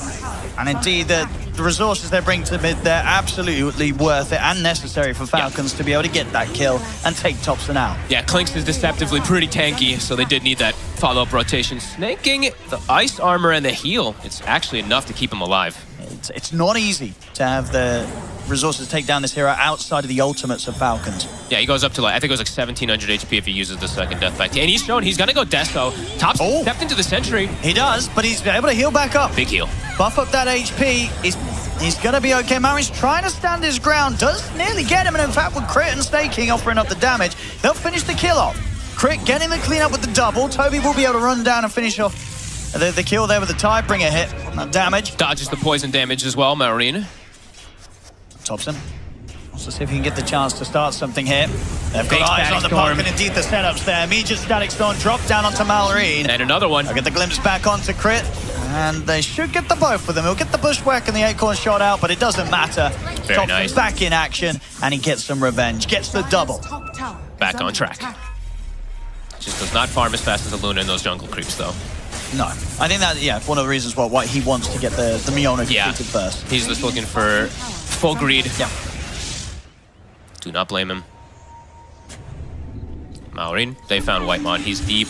He's got the Clinks relatively close. Let's see if Thompson can turn this at all. They know Thompson's there. And the Static Storm's going to get dropped down onto Snaky, but Crit's able to get the bushwhack control off onto towards Thompson. Sharp shot as well, connecting. Thompson's going to fall for this. And they're chasing for more. The Bruce how much more they can catch. Indeed, Amar pushing away Whitemon, finishes him off. Now they turn over towards 9 class. The micro's there. Amar sends 9 class up into the sky, cancels the TP, and finishes off. Another kill, Amar. Very nice micro and play there. Is under attack. They have a ward right now on Pure as well. Amar's very strong. Oh, Maureen. Gonna try for the combo on He's towards looking him. pretty dead. Yeah, Amar's walking away from that one. There's nothing he can do to help Maureen out there. Great flank coming out from 9 class and Toby. Because what we've seen is just Luna seems to be one of the hottest carries in the patch, and Jug is just kind of an unknown. It's kind of a question mark, so. Thompson. And Amar just completely no messing around at all. Just immediately pops the split. He's ready to turn. He's ready to kill off Thompson with the help of Crit. And Torrent Storm was forced. Toby trying to protect his buddy. It just depends who they have the saves and everything. I think the biggest thing I'm going to look at is, does Skater get a full Omni Slash on him, right? That's probably the biggest thing. And do they have a save for him? Or the ROM or something along those lines. The Clash is it's gonna come soon. I'm pretty sure Pure is now ready to join. He's got BKB Manta, level 17. Jug. They're trying to chase down Amar. I mean, Amar splits on cooldown. 50 seconds. He's speeded. If they can get the vision for the glimpse, maybe they have a chance to kill Amar off. Maureen. Maureen's actually going to start with the Dream Coil. The glimpse back into the Static Storm is there. Thompson, he's got a lot of damage. Is it enough to bring it down? They've got the Torrent as well. They'll kill off Amar. It's on Pure.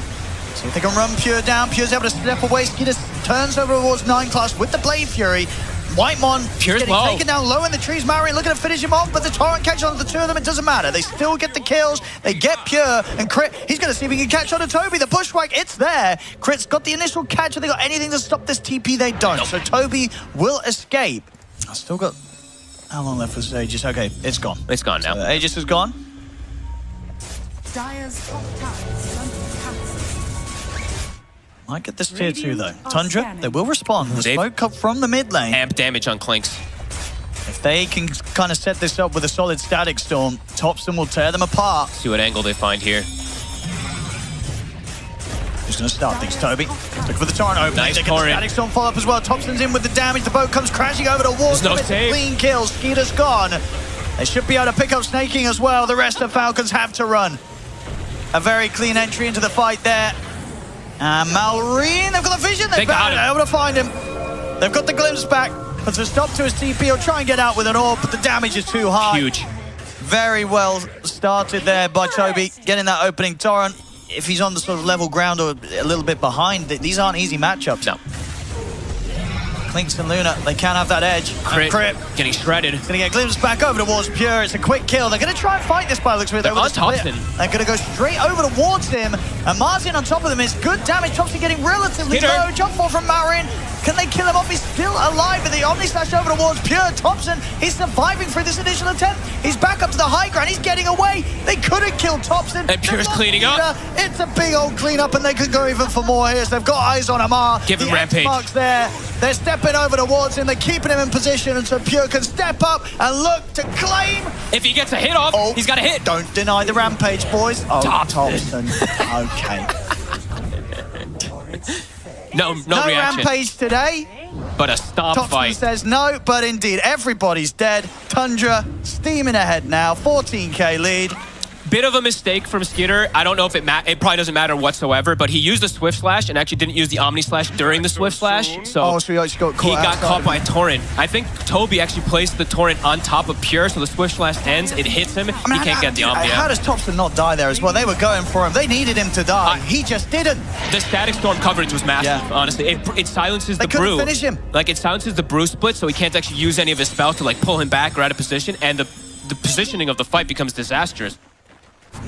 Got the BKB on Skeeter, so at least a chance to play the fights without getting caught by these silences, the Static Storms. But his damage is now pretty lackluster in comparison. And how does he actually kill the Luna? How do you kill it? Yeah, it really feels like you don't. Pure really is feels you massive. Let's say they're going to try for a smoke play, maybe try to catch Tundra off guard. But They've got to hit them with the surprise factor. But look at Pure, he just runs right in by Walking himself. through them. I mean, Snake King, he's not going to get a chance to get anything off. He's just dead. Skitter. Now they're just completely split. Falcons, they're panicking.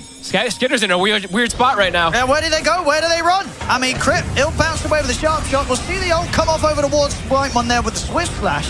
There's one kill here. Can Skitter get more? Here's the Omni Slash. It's a lot of bounces, but not a lot of damage. Zero on Pure. He's on the retreat now with the Blade Fury, but Pure runs him down.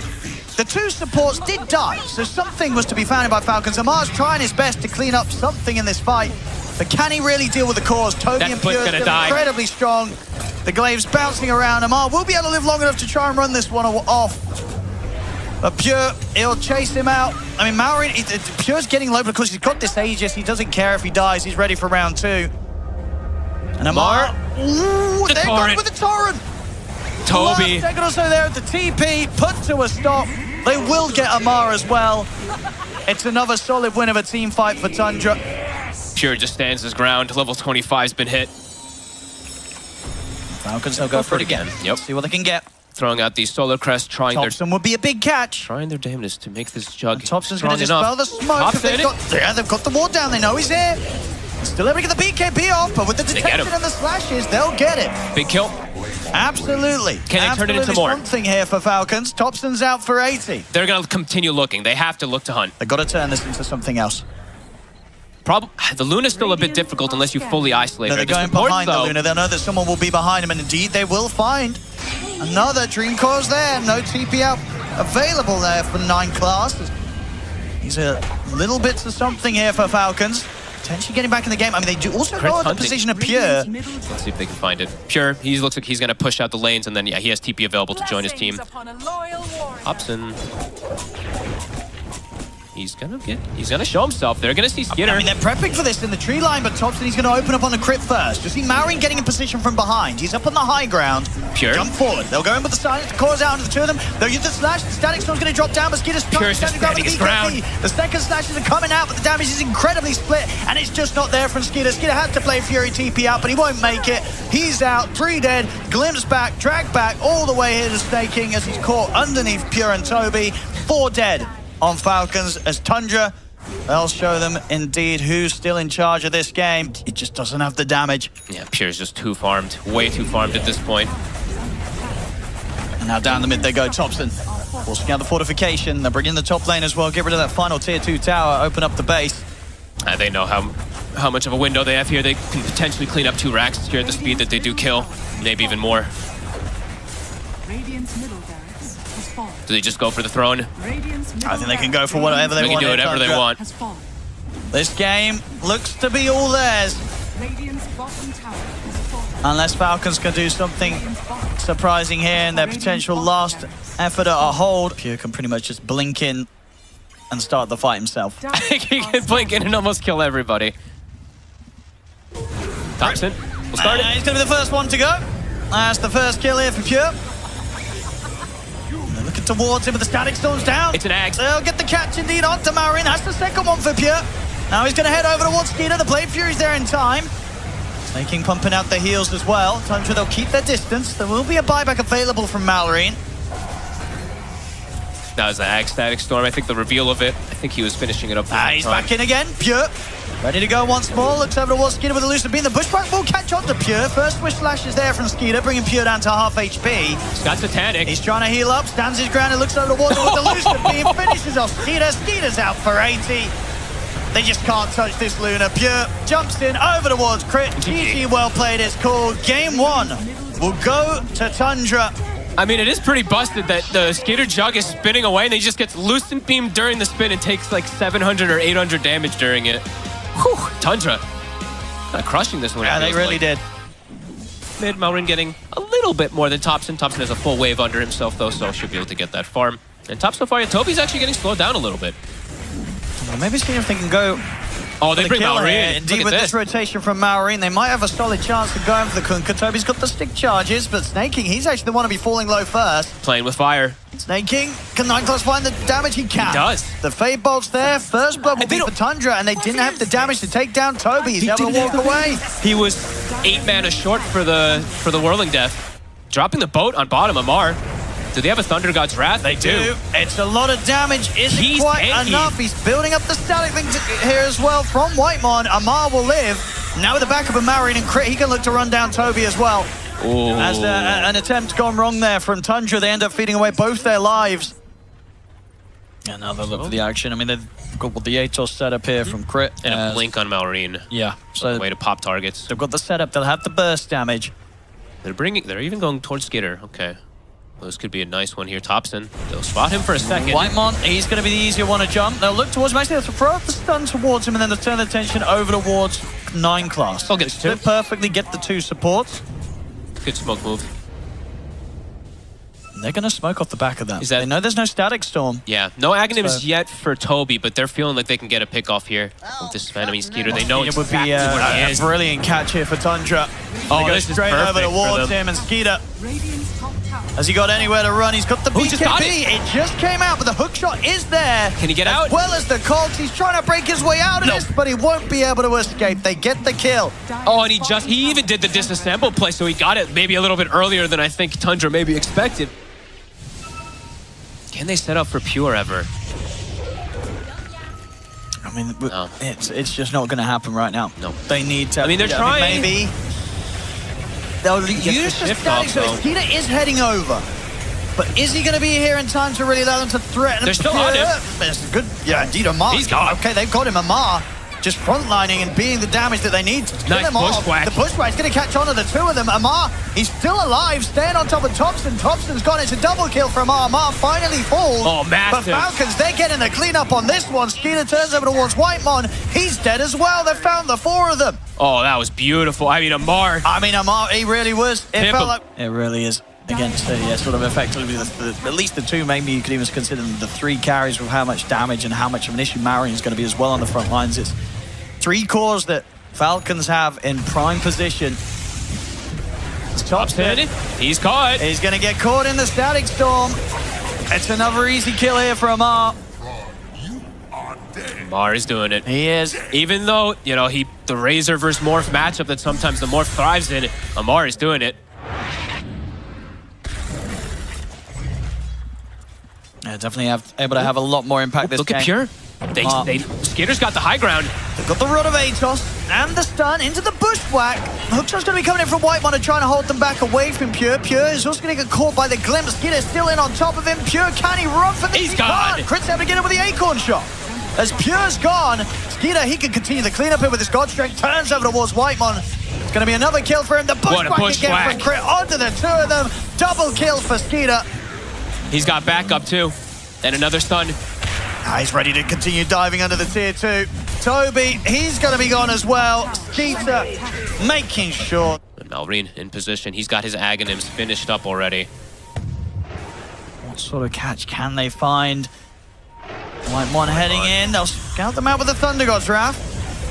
Hookshot off the mark. Gonna get the connection. It's a bit messy here now for Tundra.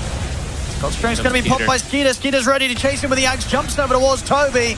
Toby, he's gonna be out of the fight. Crit finishes him off there with a beautiful shot. And Pure, he's gone in. He is deep. I mean, he gets the support kill, but I don't think he's getting out of this one. He's got a waveform, but he's caught in the trees.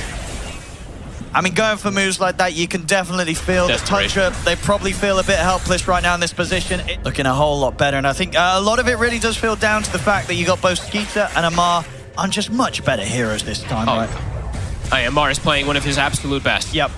And it's showing. Yep.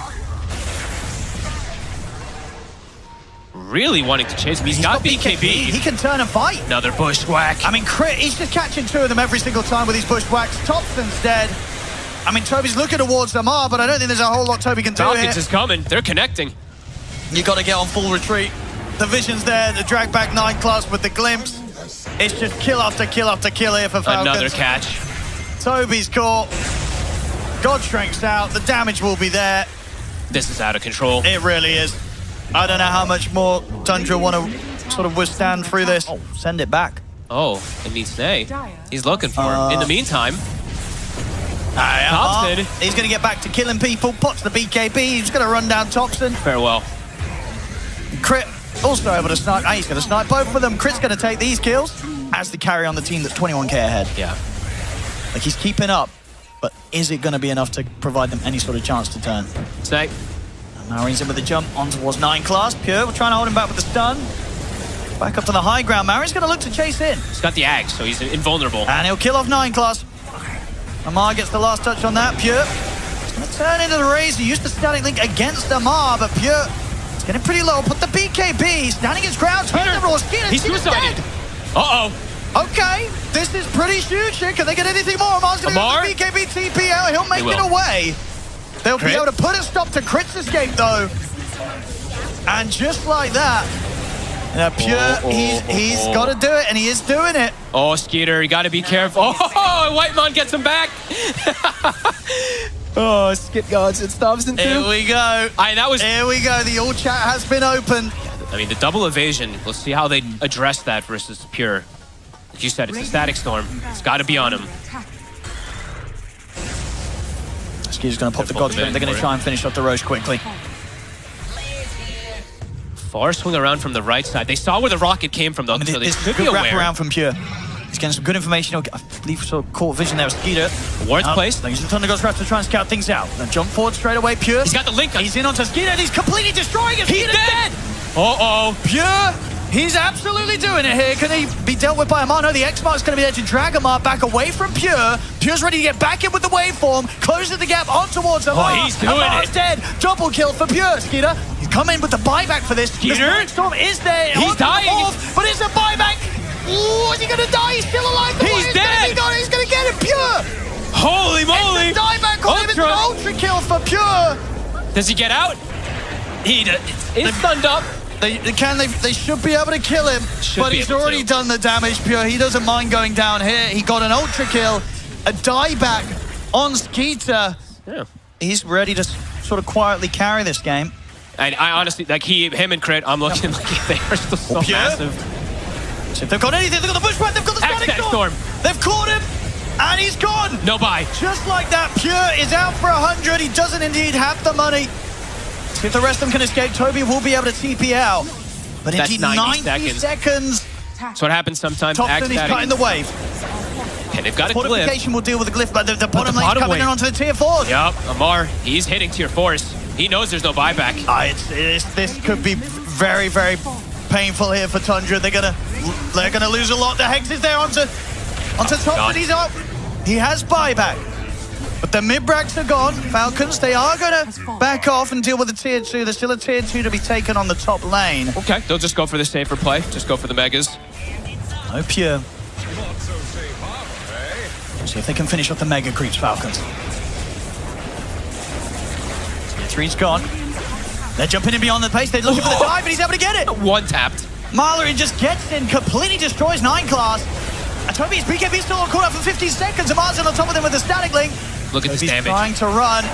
Amar staying in on top of him. Can he get back to the fountain in time? He cannot. Toby's gone. Out for 80. Falcons, they'll clean up this top rack. They'll take down Whitemon. Pure, he's going to be back up in a couple of seconds. But 3 teammates down. It's just Pure and Topson left. And with the full 5-man of Falcons alive, they can keep this push going. He's Static The Storm. Static Storm's there. Snakey's got the catch. They've got the kill. As Falcons, they will get the victory here. And they will be pushing this series to a game 3. Which I think we're all super happy about, honestly. A small potential comeback there from Tundra with some nice plays, but Falcons snaking, he gets this. Yeah, they... Right. My one random one, just for the fun, mid Topson Shadow Fiend. Give it none. No, it will be the Zeus again. Oh my Okay, so they think the supports are going to make the difference here. Is when they're playing versus Morph, they either like harass him like crazy before the first wave, or they try to get that wave under tower so that he has a little bit more difficulty.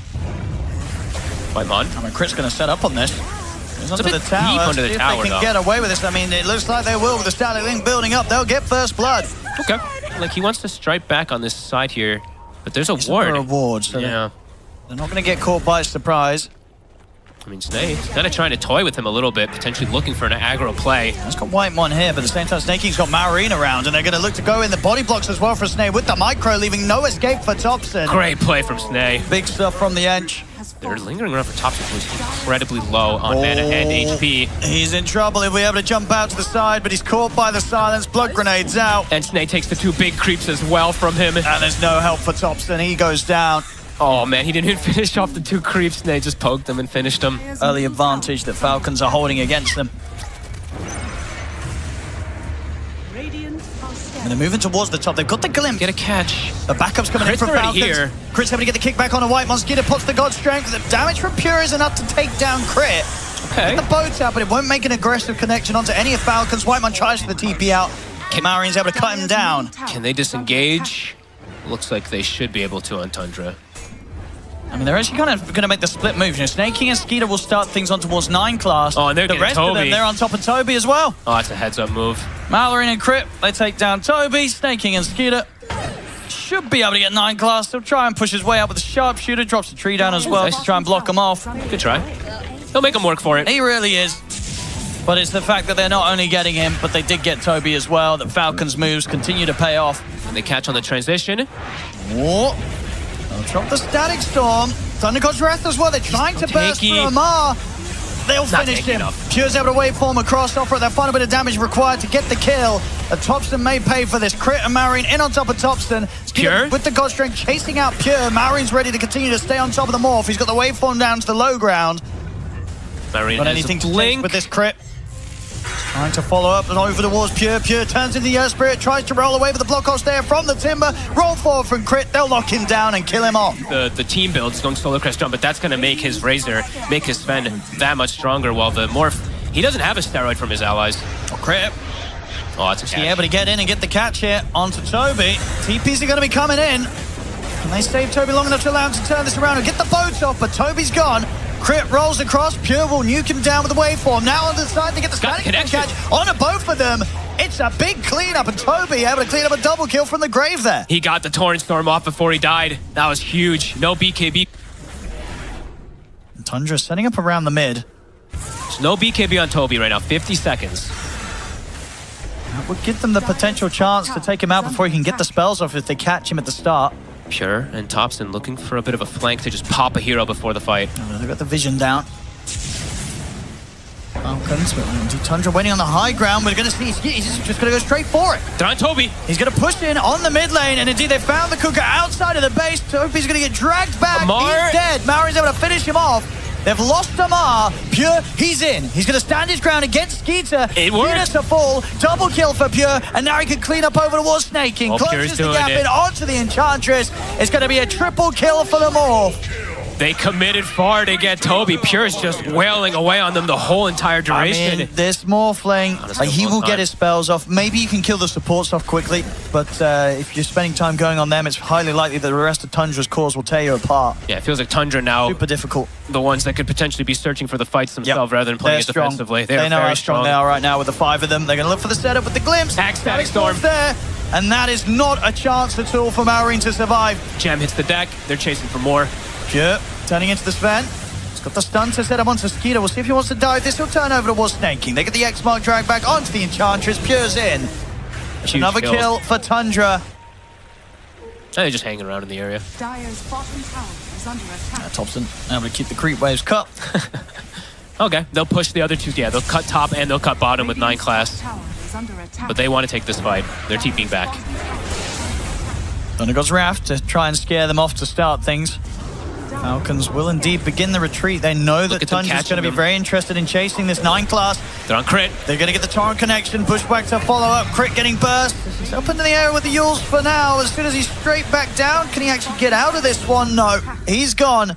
The rest of Tundra, they're ready to try and chase for more. They've got eyes on Malrine. He's in trouble. He's going to have to BKB. BKB comes out in play before the Bushwhack connects. Pure, he's in, just dishing out the damage to Malrine, but Amar is in with the static link onto Pure. Pure's got the link too. He's still healing up. He'll waveform away, separate himself from them for now. The root comes in and the Bushwhack from 9 class to lock down Amar. It's 2 dead. Falcons, they've got to run. They've got to retreat. They're hiding in the trees, but the TP from Snaking is cancelled. Waveform forward by Pure. I mean, they're all going down. Malrine's gone. Snaking's out. Skeeter, he's been found. He will turn and kill off 9 class. Can he get away? But they're going to try and chase this. Any vision for a glimpse? Another waveform soon. Not quite. Oh, so close. Pure. Oh, he's trying. I mean, Pure will dive this. Oh, not quite able to get the connection with the plasma field, but of course, damage is done. It really is. 4 dead. They're going to hear the roar. I mean, I don't think they're getting away with this. The Nimbus is out. Can Falcons really try and commit like they did last time? The last time they got away with this. Is it going to even die in time? They're trying. They're Toby's going all here. in for this. But Toby, the Torrent South Kid is going to put the BKB to finish it off. Okay. Radiant will get the kill on Roshan. Aegis finally picked up by Skeeter. So he's got the Aegis in his hands, but he's lost both of his supports. Falcons, it's just the cause here left alive. They've got to get out. As they're on the retreat, Pure, he's ready to chase them down. Skeeter's going to go back in on towards Thompson, but Thompson's able to kite him up. The X mark's there. Pure turns his attention back over towards Skeeter. That's the Aegis. Take it out of the hands of the Sven. Amar moves in with the BKB and the static, then will clean up 9 class. Skeeter with the second life. Can he do anything to help out Amar? Amar's trying to finish off Thompson. But Thompson turns, takes him down. Skeeter will be able to jump across and kill Thompson. The Pure, he's going to be ready to run down this Sven. Skeeter has no more options, nothing left to play with here. As the cleanup occurs once again in favor of Tundra. His next time's done, the butterfly's complete. His X marks as he dragged back towards the push. And Toby has a full refresher, so a impossible team fight to play versus. 50 seconds, no Skeeter. Malrine. He's trying a buyback, maybe trying to catch him off guard. Toby. So he's got the BKB, will get his combo off, refreshers pop. Pure, he'll quickly deal with crit. Malrine. Pure's ready to turn towards his next target. He's got eyes on Malrine. Malrine, Timber Chain up to the high ground. Skeeter trying to stand his ground against Pure. Can he? But Pure happily I don't think so. waiting back with the Sven. Skeeter's out for 2 minutes. Pure turns over towards Malrine. It's a triple kill for him. Last time Pure's done it. And he's ready to go for more.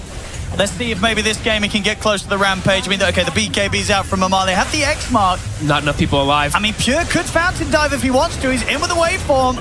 Thompson with the ult there will get the kill on that one. And indeed, they'll tap out. It's all too much here for Falcons. GG is called. Tundra, they'll take this series 2-1. And they'll be moving on. They will knock Falcons down to the lower bracket. Honestly, super well played. Yeah, Birmingham! It's time to get things started. I hope you lot are ready. It's Team Falcons!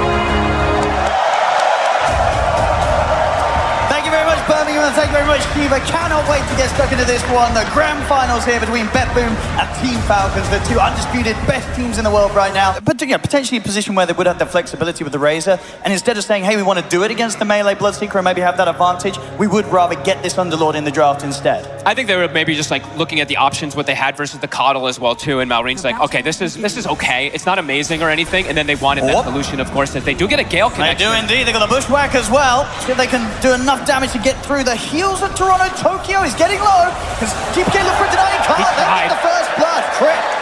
They'll be able to finish that one off to start this game. He kept the lane on top of his hill right there. Destroying and he's just got all these denies top. Looks like they might be able to get a Mar. They will. Good push forward for the kill and back down on the bottom lane. They're actually able to burst the bigger target this time. They get Skeeter. Now, Amar and Crit, they're more vulnerable top.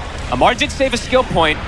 Puts a point in the pit. He's in a lot of trouble here. They get the toss. Is there any way out for Amar? They'll get the sharpshooter off onto Save. So Save will fall. But another again, death. Indeed, Amar taken down for the 4th time already this game. But Save is at the ready. They've got this deep ward now too. On top lane, they really want to finish off this tier one themselves, Falcons. They're going to get the setup onto Nightfall. Coddle TP coming in. Immediate TP's coming in. It doesn't matter though. The burst comes in big time as they eliminate Nightfall. We'll see how much BetBoom can make them pay for it. They get the toss back onto Snaking. Snaking will be dealt with by the supports here, Save and Toronto Tokyo. They get more. GPK is going to see if he can try and set up to chase down for more. Crit going to head out with the TP. There's nothing to stop it. He's out. And Amar should be able to walk away from this as well. So not a bad trade at all there for Falcons. So who can they confine first in the river? They don't want snaking. I mean, Malreen is low. Save's going pretty deep, and indeed he's got the Avalanche, but he's pretty far away from the rest of his team. They'll turn and look to control Save here with the HL snaking. He's going to get going on first. Nightfall's able to get the kill here. Now they can look for more potential. Crit, they'll finish off Save, but Amar's going to fall. I mean, Skeeter, he's going to try and tickle at the 4 of them, but he can't fight this. He's got to get out. To get these extra kills. On top lane. GPK. Maybe considering the dive here. TP's starting to come in. Can they take GPK down in time? I mean, he's able to turn. They're going to lose Snaking. Skeeter. They're going to potentially Skeeter as well. Can he dive for the kill onto GPK? He can't. He's got to run. GPK's alive. Perfectly fine as he heals himself up. And Skeeter is caught by the dust. Avalanche back up in a second, but with the Shikuchi Nightfall's there. here. A vision. Nice TP. He's going to try and TP out, but the drops there from the Familiars. No escape for Skeeter. They themselves can look to make these plays. They're so which ready. is kind of the two of them. If they get the sort of jump catch from Save. They're so ready. And they do. Save. Straight in onto Crit. It's another easy catch. Amar's coming in with the squad. Okay, let's see if they can do anything in return. The BetBoom's bringing the numbers. I mean, again, this feels like another risky move here from Falcons. Amar, he's trying to get back through the gate, but he's getting interrupted by the avalanches and such. I don't know if they wanted to come over it for. Holy, BetBoom is just one step ahead. They're getting outmoved. They're crumbling a little bit. Falcons did find a little bit of farm in this meantime, though. While Snaking did die for the 6th time. Definitely trying something a little bit different this game with that last pick Underlord and Crit. Far, yeah, really hasn't had the impact you'd imagine they'd hope for. Whoa, they're on GPK. I mean, he's going to try and go for him. They're coming through the Fiend's Gate as well. They're bursting down pretty low. See if they can finish him off. Mars in on top of him, but Skeeter's in trouble. They can't finish him. Nightfall just goes straight for the Weaver. Skeeter's dead. Now he turns back towards Crit and They get Mar. GPK. They do get that kill. Nightfall? He's thinking about going for the Fiend's Gate himself. He's actually going to get caught by the Bushwhack. Bloodbright's down. They'll start to now push Amar back in with the damage from the impetuses of Toronto Tokyo. He'll sprint backwards. He's cleaned up a double here. He takes out Crit. He's so farmed too. He is getting that scaling. So they can get more out of this. They've got the Avalanche. The Bloodbright. Amar is going to get chased out as well. BetBoom, they may have lost their mid. But they've taken out the 3 of them. Mari's considering if he can maybe bring down Nightfall and return it. He's first of all. That's a huge one. Kill there. Marine gets back in, takes out the carry. See if Toronto Tokyo can get the cleanup. He might get more. Maori can continue the cleanup. Toronto Tokyo has to jump away. It is indeed Maori's cleaning up. And Toronto Tokyo with the trees. Can they get him? Oh my God, that was... He just got a gem from the courier too. If he dies, that could have been a full turnaround. Okay, well, indeed, Maureen, he's ready to start the turnaround this game. As you say, for Falcons, Maureen, he wants to find Nightfall. All this time spent, BetBoom is getting 0 farm. Amar is just farming the map. He's got his halberd complete. The gold lead is pretty much at 0 now. And of course, by doing so, he's keeping his Atrofiora constantly up. So when he comes into these fights, he's going to be hitting pretty hard. The Lincoln's on Miero. They're going to go straight for the Vistage first. We'll be able to push Maureen away. So Amar's in their face. Full duration league, and indeed, he's coming with the Fiend's Gate onto the high ground. He'll bounce down to the low ground. Save has to jump away with the Ogre Seal Tome, but he's been taken out. They're on Maureen. They're looking at Maureen. Satanic. The BKB is fully low. He's healing up.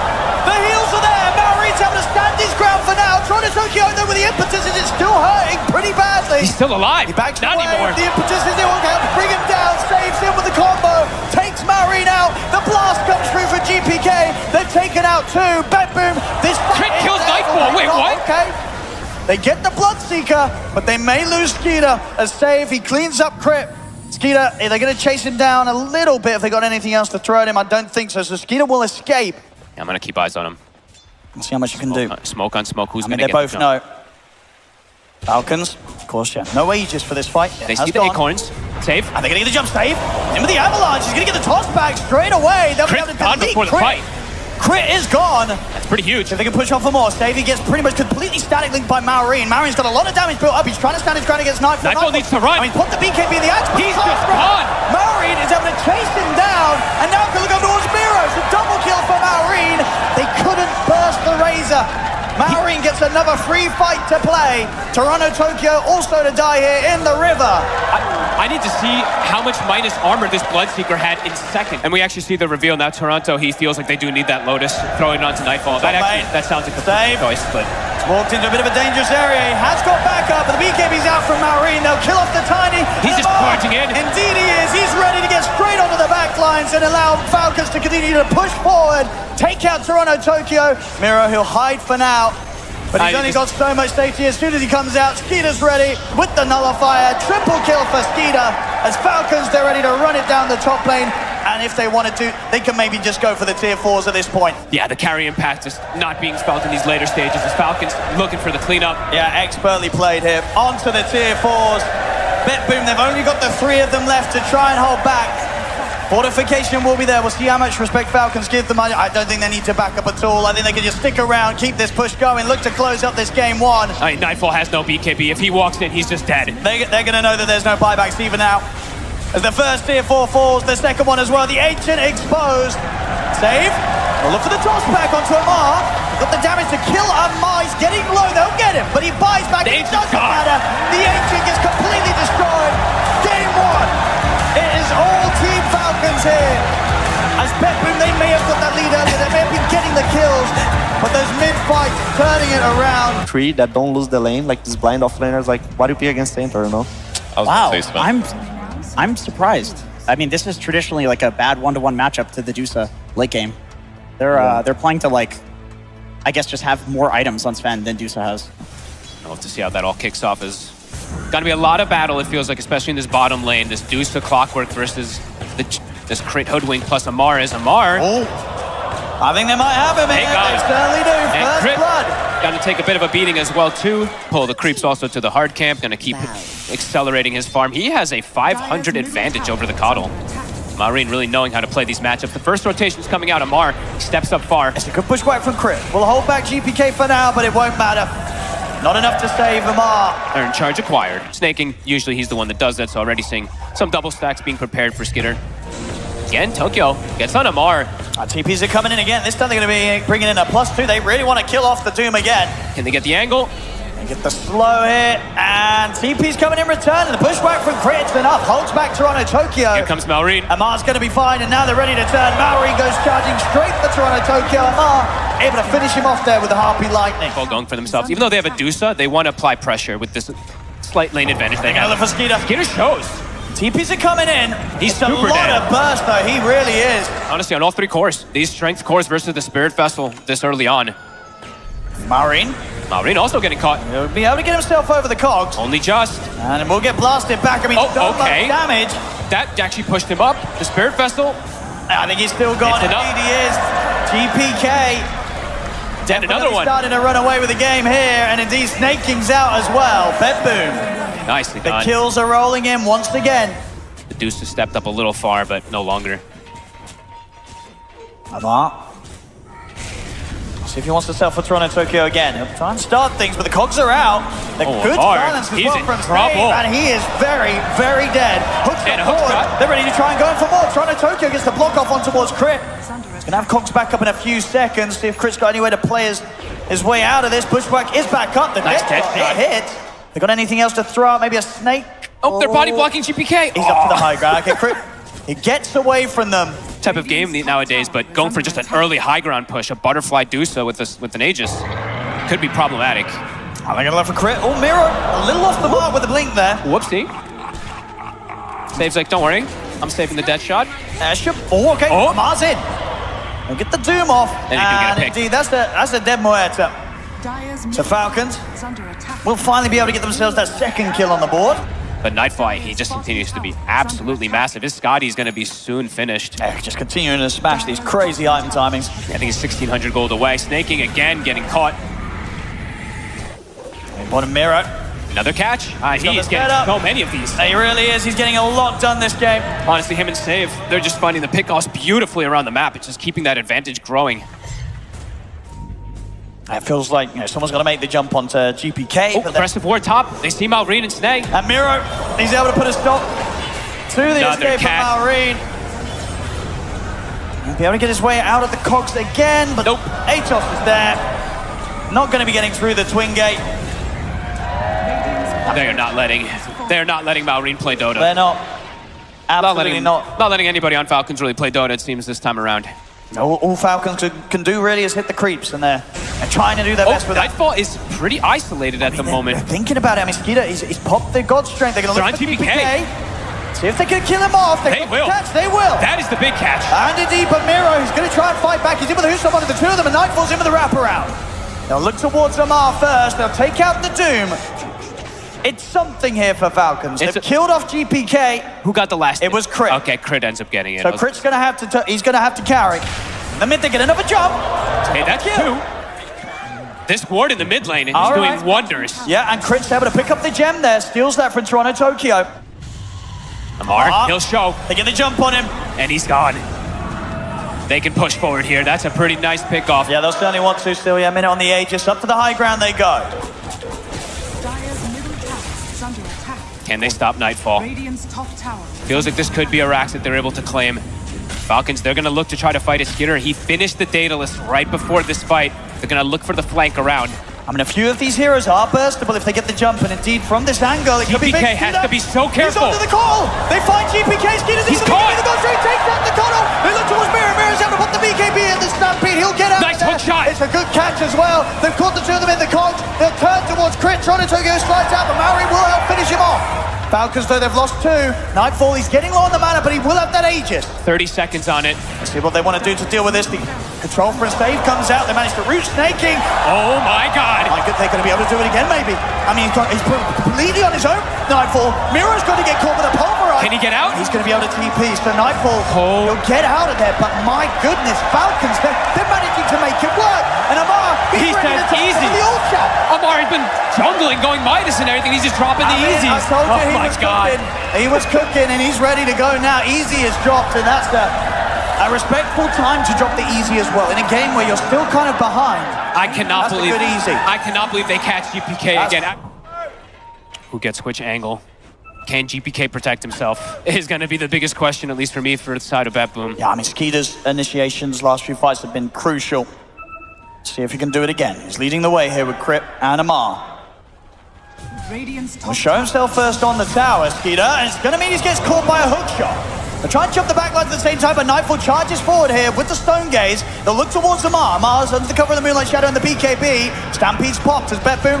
They're kind of getting split up because Save on the backlines gets jumped by Malrine. Skeeter sees his target. Out, and Skeeter, he'll go for the easy ones first. He'll look for Toronto Tokyo, takes out the Clockwork. Still though, Nightfall doing a lot. Nightfall! He's trapped. Skeeter's able to kill him off, and Nightfall is out of He's in trouble. For the TP out, Nightfall will make it away. Only just. But again, it's another fight where Falcons, they get 4 other kills as they kill off Toronto Tokyo twice, and they get saved, and they get Miro. How do they keep doing this? That's Falcons. This Roche, it's going to be all theirs. They're just so good at approaching these fights. I mean, Skeeter, the X Factor this time around, 3-1 and 8. It's perfect angles, and now we have Aegis and Cheese. I mean, Malrine felt pretty unkillable in that last fight. Now throw Cheese on top of him as well. These guys just know their timings and when to strike. And in this one, it honestly striking at the perfect moment. BetBoom looking to catch Snaking. This is a gem. They'll get it back. Amar looking like he wants to go in. He's going to look for Save. He'll drop down the Doom on him. Save immediately just TP's out. think he's dead. Is it enough damage? Oh, yeah. Oh, yeah. Oh, yeah. There you go. And the tip. He was waiting for it. I mean, the fact that he can just jump in for his 4 heroes, the power of Doom, of course. TPK. Oh my god, they're on top of him. They found him again! Oh my goodness, how do they keep doing this? And they get the gem back. They saw the Illuminate coming from an angle. Skeeter, no hesitation. He's gone. He's gone for 80. I was spending up, I believe, on those Dagon upgrades. Forcing the glyph. I'm in the trees. I mean, they're ready to go in the trees. They're looking at Miro. It's the BKB. He's doomed. Is he dead? He's dead. He's dead. 100%. He's not. He's going to have to accept his fate as well in the fountain. And he has no buyback either. This is insane. This team. Well, this team's crazy. At this type of deficit versus the Dusa, the Coddle, I mean, Beppu feels like they got everything they wanted in this game. The Falcons just kited them out. They just ignore the Medusa. It doesn't matter how much gold she's got. If they just ignore it, they control her, as you say, with his arms and such. I mean, Nightfall, he hasn't died, and maybe he won't. But maybe this is the turnaround fight. Amar has jumped in. Get some good catch. They can get Marine as well. Marine's pretty tanky. He's in on top of Stave. Stave will fall. Hooks out across the top. Don't get them be able to control Marine. He's still tanking it up. Skeeter's now in. He's ready to back him up. He jumps in. Marine is just not dying. Finally, he falls. See now, Skeeter, he also got himself in a bit of a rough spot, but he has got Aegis and he has got BKB. Nice 4-step from Snag. I mean, they're thinking about chasing this Bet Boom. There's God Strength in 1 second. Falcons they have such good wards placed down for this upcoming fight. They have both angles covered. As I say, Bet Boom, they're really going all in on this fight. Can they get Not a lot of buybacks to fall back on if this goes wrong for them. Crit. Scouting the north side. And the Husko's going to miss. Crit. They'll try and burst him, but he's out with the BKB. He's fine. He's back up to full HP. He turns. In fact, he gets the bushwhack off Nightfall. He's in the center of the fight. They get the Stone Gaze off. He's doomed. He's going to try and stay on top of Amar, but Amar's able to back off with the BKB. Amar's fine. I mean, now they can look to get Skeeter's looking to go. Oh, he's ready to go. Jumps over with the stun towards the Medusa. The cogs are there for Toronto Token, who's trying to hold back. They're right on his face. He's in on top of Nightfall. They're controlling the Medusa. There's no escape. Disintegrated. Nightfall's out. Miro, he'll try and fight back. He has the BKB TP out, but the damage from Skeeter and Marine, it's too high. These guys are too damn good. They've lost the 3 of them, as I say. They were going all in. They don't have any buybacks. Falcons, they're going to be able to clean up this Roche, run down a lane. The sort of natural talent and the preparation they did for the other events that just has allowed them to know exactly what to do in just whatever position they're forced into. Yeah, they know how to recover. They know how to get out of the tough spots. I mean, this was, what, a 20-minute Midas that was picked up from Amar, so it really is just really understanding what to do when you're behind. And just this approach in terms of Amar, Bet Boom, they tried to shut him down. Heavy focus in the early games both times. It just doesn't matter. Skeeter. It's a good Houston. It's one of the 3 of them, but the follow-up, it is not there. And they're just gone again. Disappears, Miro. Skeeter goes over towards him. A few swipes with the sword, and he's gone. Over the mid. They're just so good at bailing each other out Nightfall. as well. The arrow connect. I mean, Nightfall's trying to get in on this, but he's immediately caught by the stun. And then disarmed. And just doing nothing to Maori. Absolutely nothing. Look at the armor on him. They just can't hurt him. He's just hitting the barracks here. They can't push him away. And Amar, he's got Doom again in 3 seconds. They're trying to get in for the sniper. Skeeter's in with a jump over towards Stave. Stave, he's going to get taken out. He has got buyback. He's still without Miro for 45 seconds. I mean, Marine and Amar, they just straight into the base. Nightfall, put the Stone Gaze. He's not doing anything. They just ignore him. They just keep hitting the barracks. They look for the objective now. Skeeter's ready to jump in. Holds him with the stun. BKB for Nightfall's forced out. The Raxes are dying. This is Megas. And they're going to get it. They're going to get it here. Bet Boom, they cannot stop Falcons from taking the Mega Creeps. And I don't know if they can stop Falcons from taking the game. I mean, Malrine's he's the one hitting the towers. Popping his Uproar, hitting for 500. 15 seconds until they've got the full lineup back up. I mean, he's just telling them to come at him. I mean, and they're in on to Stave. Stave will get forced back to safety. He's back in the fountain. But the first tier 4's gone. Malrine's he's just buffed up completely. The Solar Crest and everything. Beyond Rage boss status here. He literally is taking no damage. He's just hitting the base. High fives. I think his hands are off the keyboard. He's just click down the mid lane. They can't kill him. They can't stop him. Save, trying for an angle. Doom comes out on Miro. And now they're ready to get more kills. They'll look straight away over towards the center. They delete Save. Another Doom. No escape here for Miro. It's over. GG is called. Falcons will take game 2. do not know. This has it's gotta feel really rough for BetBoom. You know, game 1, that was a tough game. This game 2, it's gonna hurt even more for him. Oh, I mean, Snake takes a sip of his drink. He's like, oh yeah, another day at work. That high fives tomorrow with some giggles, of course, too. But DK with a very good kill threat on any pickoff. Signature heroes all around on the side of Falcons. Now with the Timbersaw pickup, Timbersaw will be going to mid lane, and then it will be the DK on that safe lane. Wave will be taken away and reset the positioning for Nightfall. But on the other side, of course, there is that double camp, the hard camp that they're able to pull on the side of Falcons. I want to step up. I mean, that is popped. Gonna try and go for the kill here. The pushback with the God's Rebuke is enough to allow Mar to back away. Pod, Yeah, get the kill. All right. Snake King taken down before he's able to TP away. Might be able to get more too, save. They've got the setup if they want to. Level 3 barrage. GPK still in the area. For this. I mean, Amar pretty beefy with the 2 braces and the 1 charges. He's going to actually turn and get a bit aggressive onto towards Toronto. Tokyo tries to push back the rest with the spear, but he's gone. So BetBoom will manage to pick up the 2 kills out of that move, Tom. Pretty much no pressure. Does hit the 6. Will start to hit this tower here. And they are getting some surround. Miero used his TP. He X-TP'd himself back to base. I mean, if they can get the setup on him, oh, Maureen's definitely going to be able to offer up the damage. They've got to bring in TPs. BetBoom. We're going to see if they can stop Falcons from getting away with this play. And indeed, Maureen's playing a bit more careful this time. Miro's going to be able to turn with the boat combo down on towards Snake King. Snake King getting burst low, but they're pushing forward with Skeeter. They've got further backup coming in here, Falcons. Sure, they'll lose Snake King, but in return, Falcons are able to take down Toronto Tokyo. Can Miro get himself out? He's in with the Timber Chain. Maureen's in on top of him. The Whirling Death comes into play. Double kill for Maureen. This time, BetBoom not able to successfully punish these aggressive moves from Maureen. PK, unlikely to expect this. For the power rune as well, too. GPK. Here's the jump. And he's caught The instantly. Blink Dagger reveal couldn't be any better. GPK's gone and maybe even able to push for more here, Falcons. They'll see if they can chase on towards Toronto Tokyo. A great Timber Chain there from Maureen up to the high ground. Oh, boy. This Timber Saw. And he got another blink. I mean, they could go for another one. Skeeter's in. Dragon Tail into the spin. Triple kill for Maureen. Uh-oh. Uh-oh, indeed. 4K lead already. But here's Amar. See if he's able to get it. I mean, the arena's been dropped down. Could he pick it up in time? He can't get it. Indeed, Amar's just able to get him himself.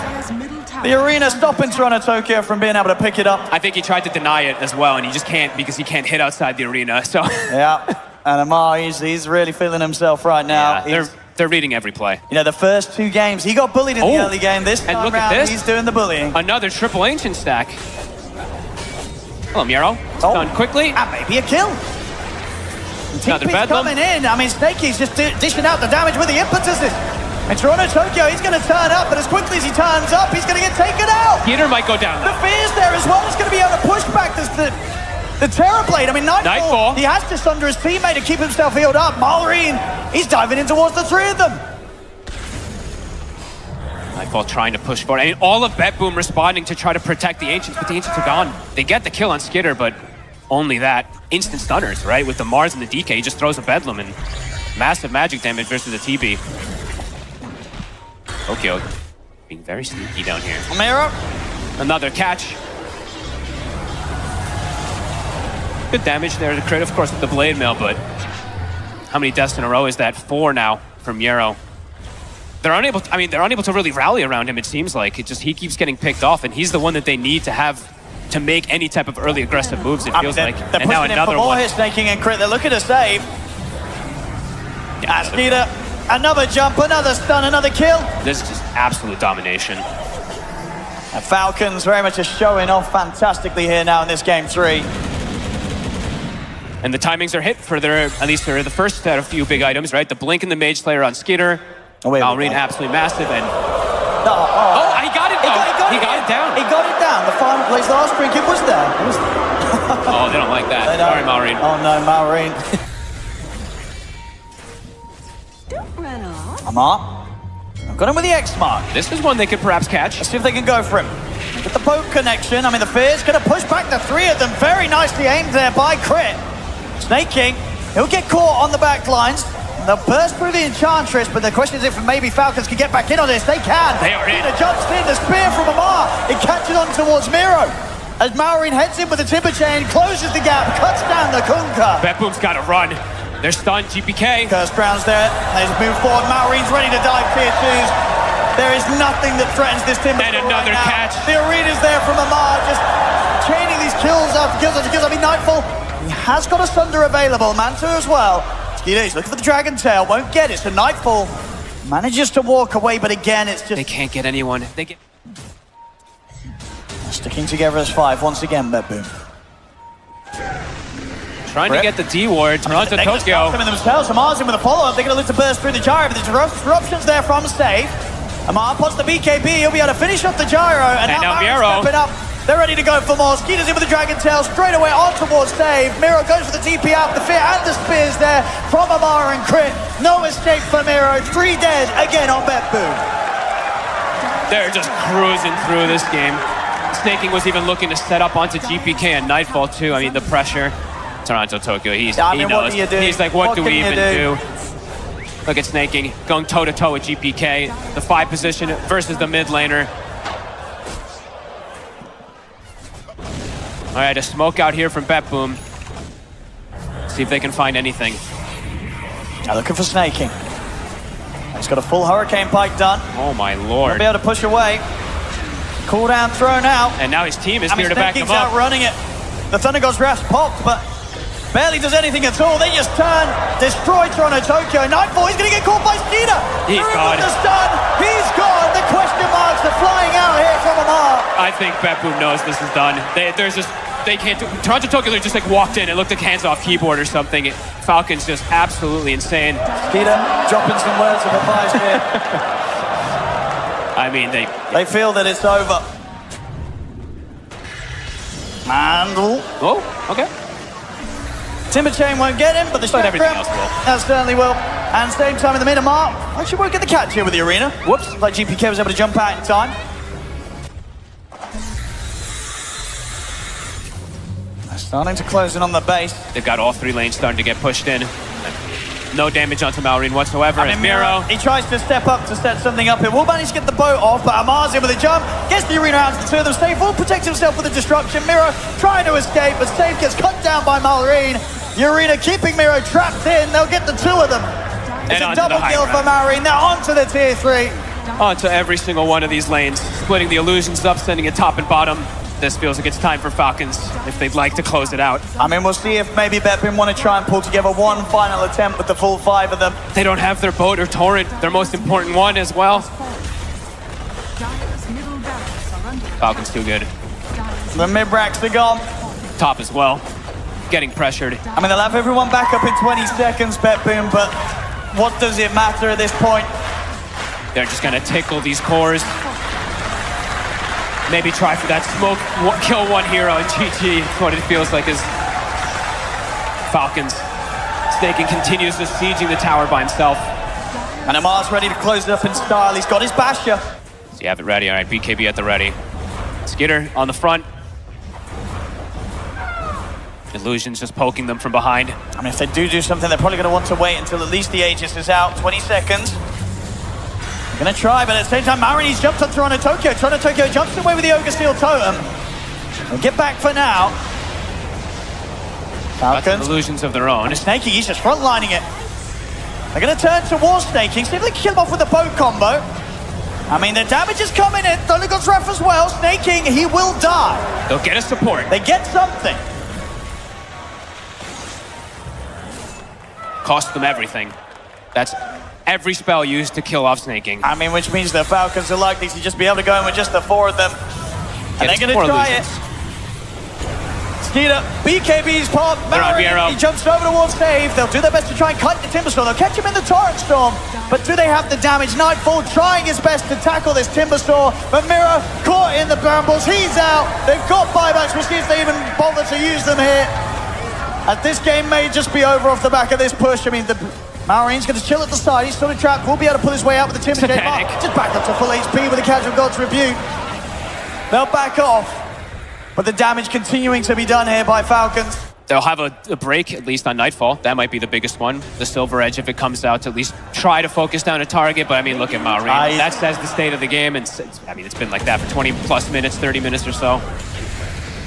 There's Toronto Tokyo. He's not getting out. Oh, maybe he could. No, yeah, it blinks up.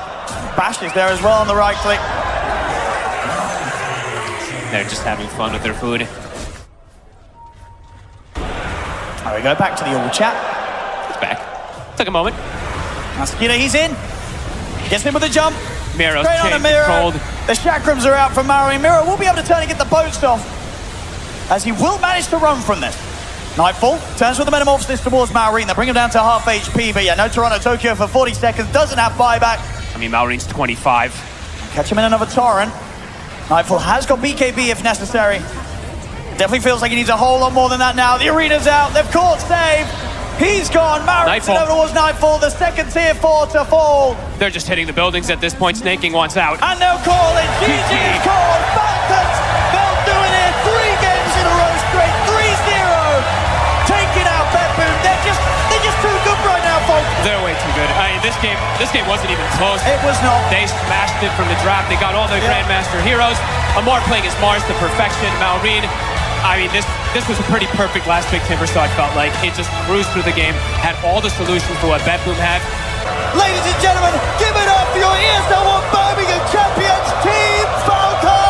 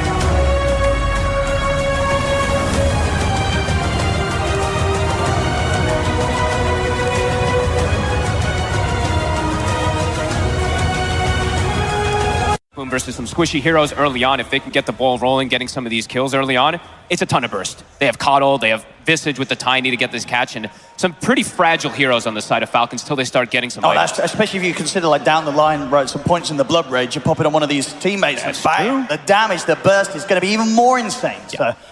But Falcons, they've got a lot of comfort, right? That we've seen them now time and time again. Crit with his Hoodwink has just been, honestly, the best Hoodwink for me. The way he's landing these Acorn Bushwhack combos is ridiculous. Snay on his Veno has been getting some crazy farm. I think he's 5-1. Some of the games he may have like 10, 12 deaths, but he's still having a massive impact. So let's see how it all kicks off. And overall, what do you sort of think of this decision from Falcons there, that sort of switch around from potentially a position where they would have the flexibility with the Razor, and instead of saying, hey, we want to do it against the melee Bloodseeker and maybe have that advantage, we would rather get this Underlord in the draft instead? I think they were maybe just like looking at the options, what they had versus the Coddle as well too, and Maureen's like, okay, this is okay. It's not amazing or anything, and then they wanted that solution, of course, that they do get a Gale connection. They do indeed. They got the Bushwhack as well. See if they can do enough damage to get through the heels of Toronto Tokyo. He's getting low because GPK look for denying card. That's the first blood. Crit. They'll be able to finish that one off to start this game.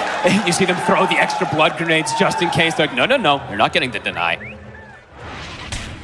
Let's see how some of these lanes go down. So yeah, we're Marion on the Razor, taking it to the mid. What do you sort of expect out of this one? Does it start with the Razor getting a bit of an edge, but then once GPK adds his levels, he can just match the farm and blast it out, standard cold mid stuff? Yeah, I think it's pretty even, honestly. I don't even know about even all the way? Maybe not even an edge for Maureen. I think it's skill matchup that we'll see these two probably farm pretty nice. And I'm mostly going to be, I usually want to watch these two because I think Maureen and GPK usually are the two most aggressive mid laners that I probably go for solo kills the most. Oh, absolutely right. These two could end up killing themselves each other pretty early on in this matchup. But I would watch for the dives. I would say, though, that there's more kill threat on those side lanes than anything, especially bottom. These are two very fragile heroes versus Tiny and Visage, so if they step out of position, they could die. But the same thing goes on the flip side. If the Visage steps up too far, eats a Gale with bugs, yeah, very volatile lane. I think Jenkins was talking about it, how this lane could go either way. Yeah, so with that top lane in mind as well, Nightfall ending up laning against this last pick, Underlord that Amar's brought to the lane. Does he care on the Bloodseeker? I mean, how much pressure is going to be put onto Nightfall early? I think just because of the Hoodwink, it can put some pressure, but he does have an Enchantress, so maybe that's also going to be just some kind of farm v farm. We'll have to see who makes the first mistake up here. Any of these lanes, honestly, we could have that early action. Yep. Mid maybe less so, but you never know, as you say. Yeah, never know with these GPK and Maureen, they can do some crazy stuff. I mean, these two are the guys that, of course, did the, Maureen in particular, the branch play versus GPK recently, where he got that first blood in the clutch maneuver, so. Right now, he is pulling ahead, 10-3, just a couple last hits extra over that Coddle. I think just a little bit of an advantage, so. Until kind of the blast gets maxed out and GPK is able to hold the lane better, just even getting those little bits of a static link, it just gives you that nice little edge to get those extra denies in on the early levels. Yeah, definitely good call. You were right about that one. I'll see what he's able to do with it and see, indeed, as I say, if they bring in some sort of early support rotation, both of these heroes could try for kills. And let's see how many stacks GPK works on as well, because usually what you see from these Coddles is attempting to get some type of double stacks, so. GPK getting early boots so he doesn't get that link up, since Maureen did get the second point in it. And I mean, overall, considering the approach you're going to see these teams take this game, do you think one of the sort of strategies is a bit easier to execute? Do you prefer the approach from one of these two? Not sure. I think BetBoom has clearly shown like they want to be the aggressors, the ones dictating the pace in this game. Falcons have shown pretty good prowess of being able to just withstand pressure and scale throughout these games. Snaking? Well, they might get him here. Oh, he hit a creep. He hit a creep. Oh. Okay. Whoopsie. Rare mistake there from Mira. That would have been a kill for sure. These lanes are starting to start. He's not. I was waiting for that one. That's a bit late on the tip, if anything. Yeah. Oh, come on, Snaking, speed it up. These lanes are looking strong. Even 6 denies coming out for this Underlord right now. They are actually putting a good amount of pressure onto Nightfall. The first blood does matter quite a bit too. Of course, Crit getting that one is giving him infinite mana to spam up here. We're seeing even support players now buying these null talismans, of course, early on to be able to keep that spam. 21-8, yeah, wow, okay. I did not expect Maureen to have that big of an advantage over GPK, but doing an amazing job. Yeah, I imagine it's just one of those matchups where if he does get that bit of an edge early, the snowball effect's pretty good with the Razor. You're just able to really shove the wave in, and each time just get like, what I think last time around he was able to steal like 28 damage. Yep. That's a fair bit. You're going to be able to get these denies and just keep that lane control. He matched the boots early on. He got the bottle, then straight to those boots to be able to keep up with GPK. We are seeing GPK getting those stacks started, but Maureen's going to have an explosive start. Miro. They can finish off Miro here. Maybe Save can look for the deny. He certainly can. Slaps him down with the tree. What's he done? This last hit's, though, are ridiculous. The denies in particular. 9 on Razor, 10 on the Underlord. Weaver getting 3 as well. Already a laning advantage coming out from Falcons. It really is. And we'll see, I mean, with this sort of beginning to the laning stage from Mars, going to get very quick timing on the Veil.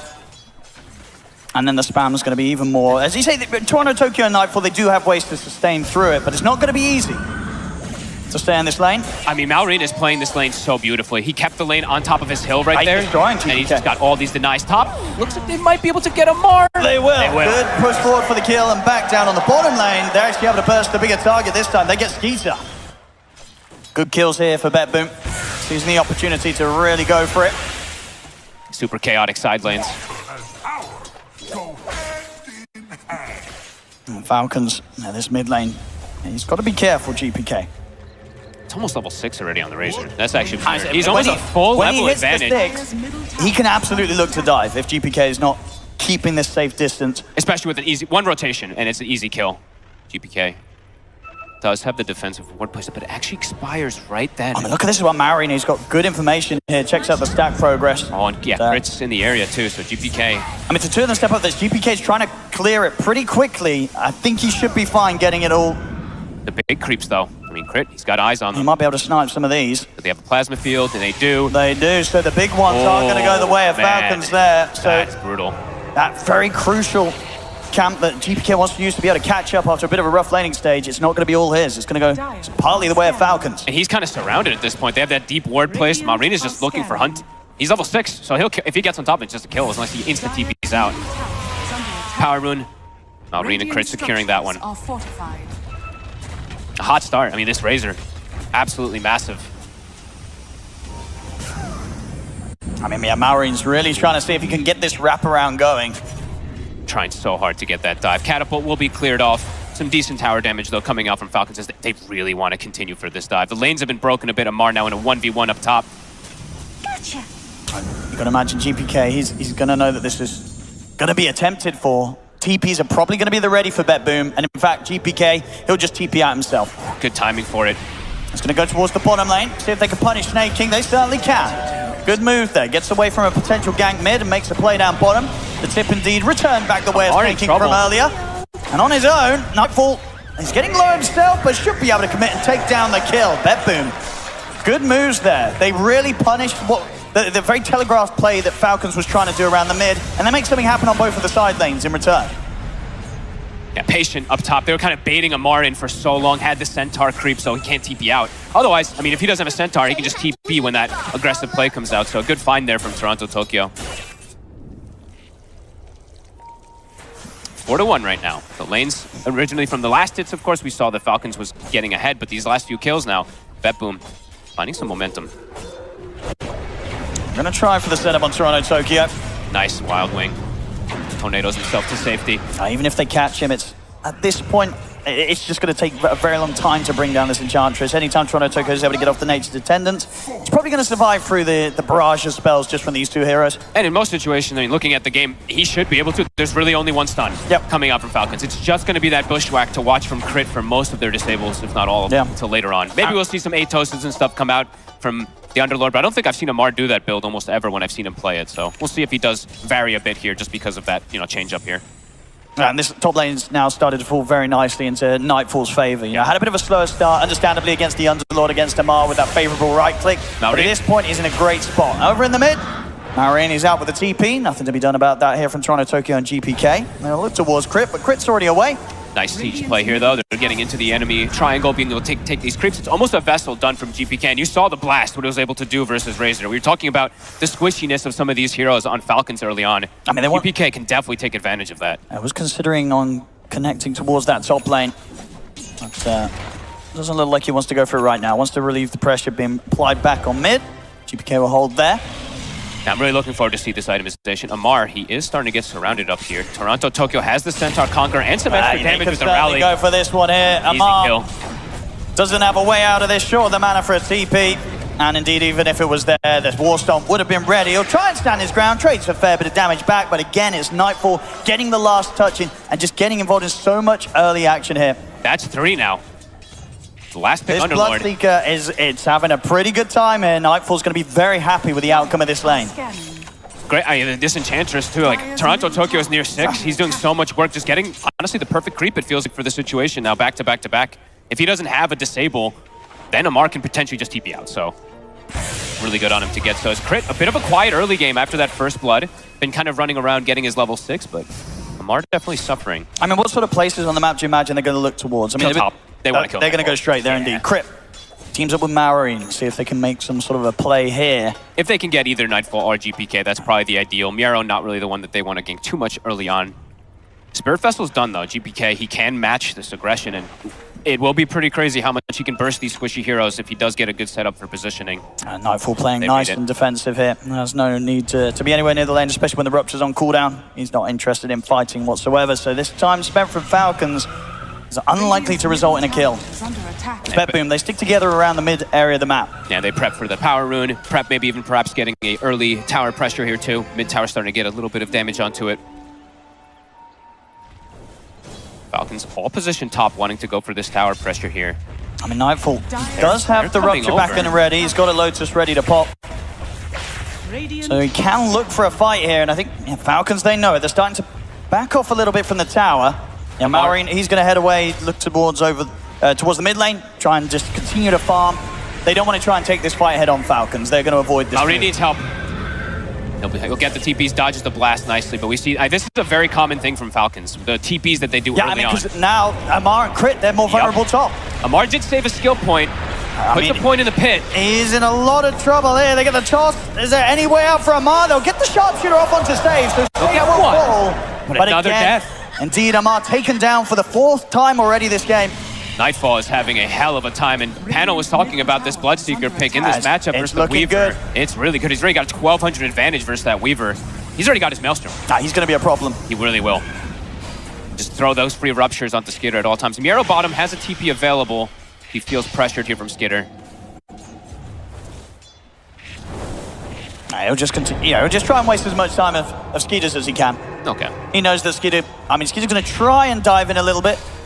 But under the tower, you've got to be careful. And I think both of them know that this Visage is not dying to that sort of move. Miro's fine. Yeah, I don't want to risk getting, double stunned, resummon, TP's double come in. stun, soul assumption, and then you get caught as a Weaver, so. Good pressure play. Miro will hold his TP as well, so gets to go back.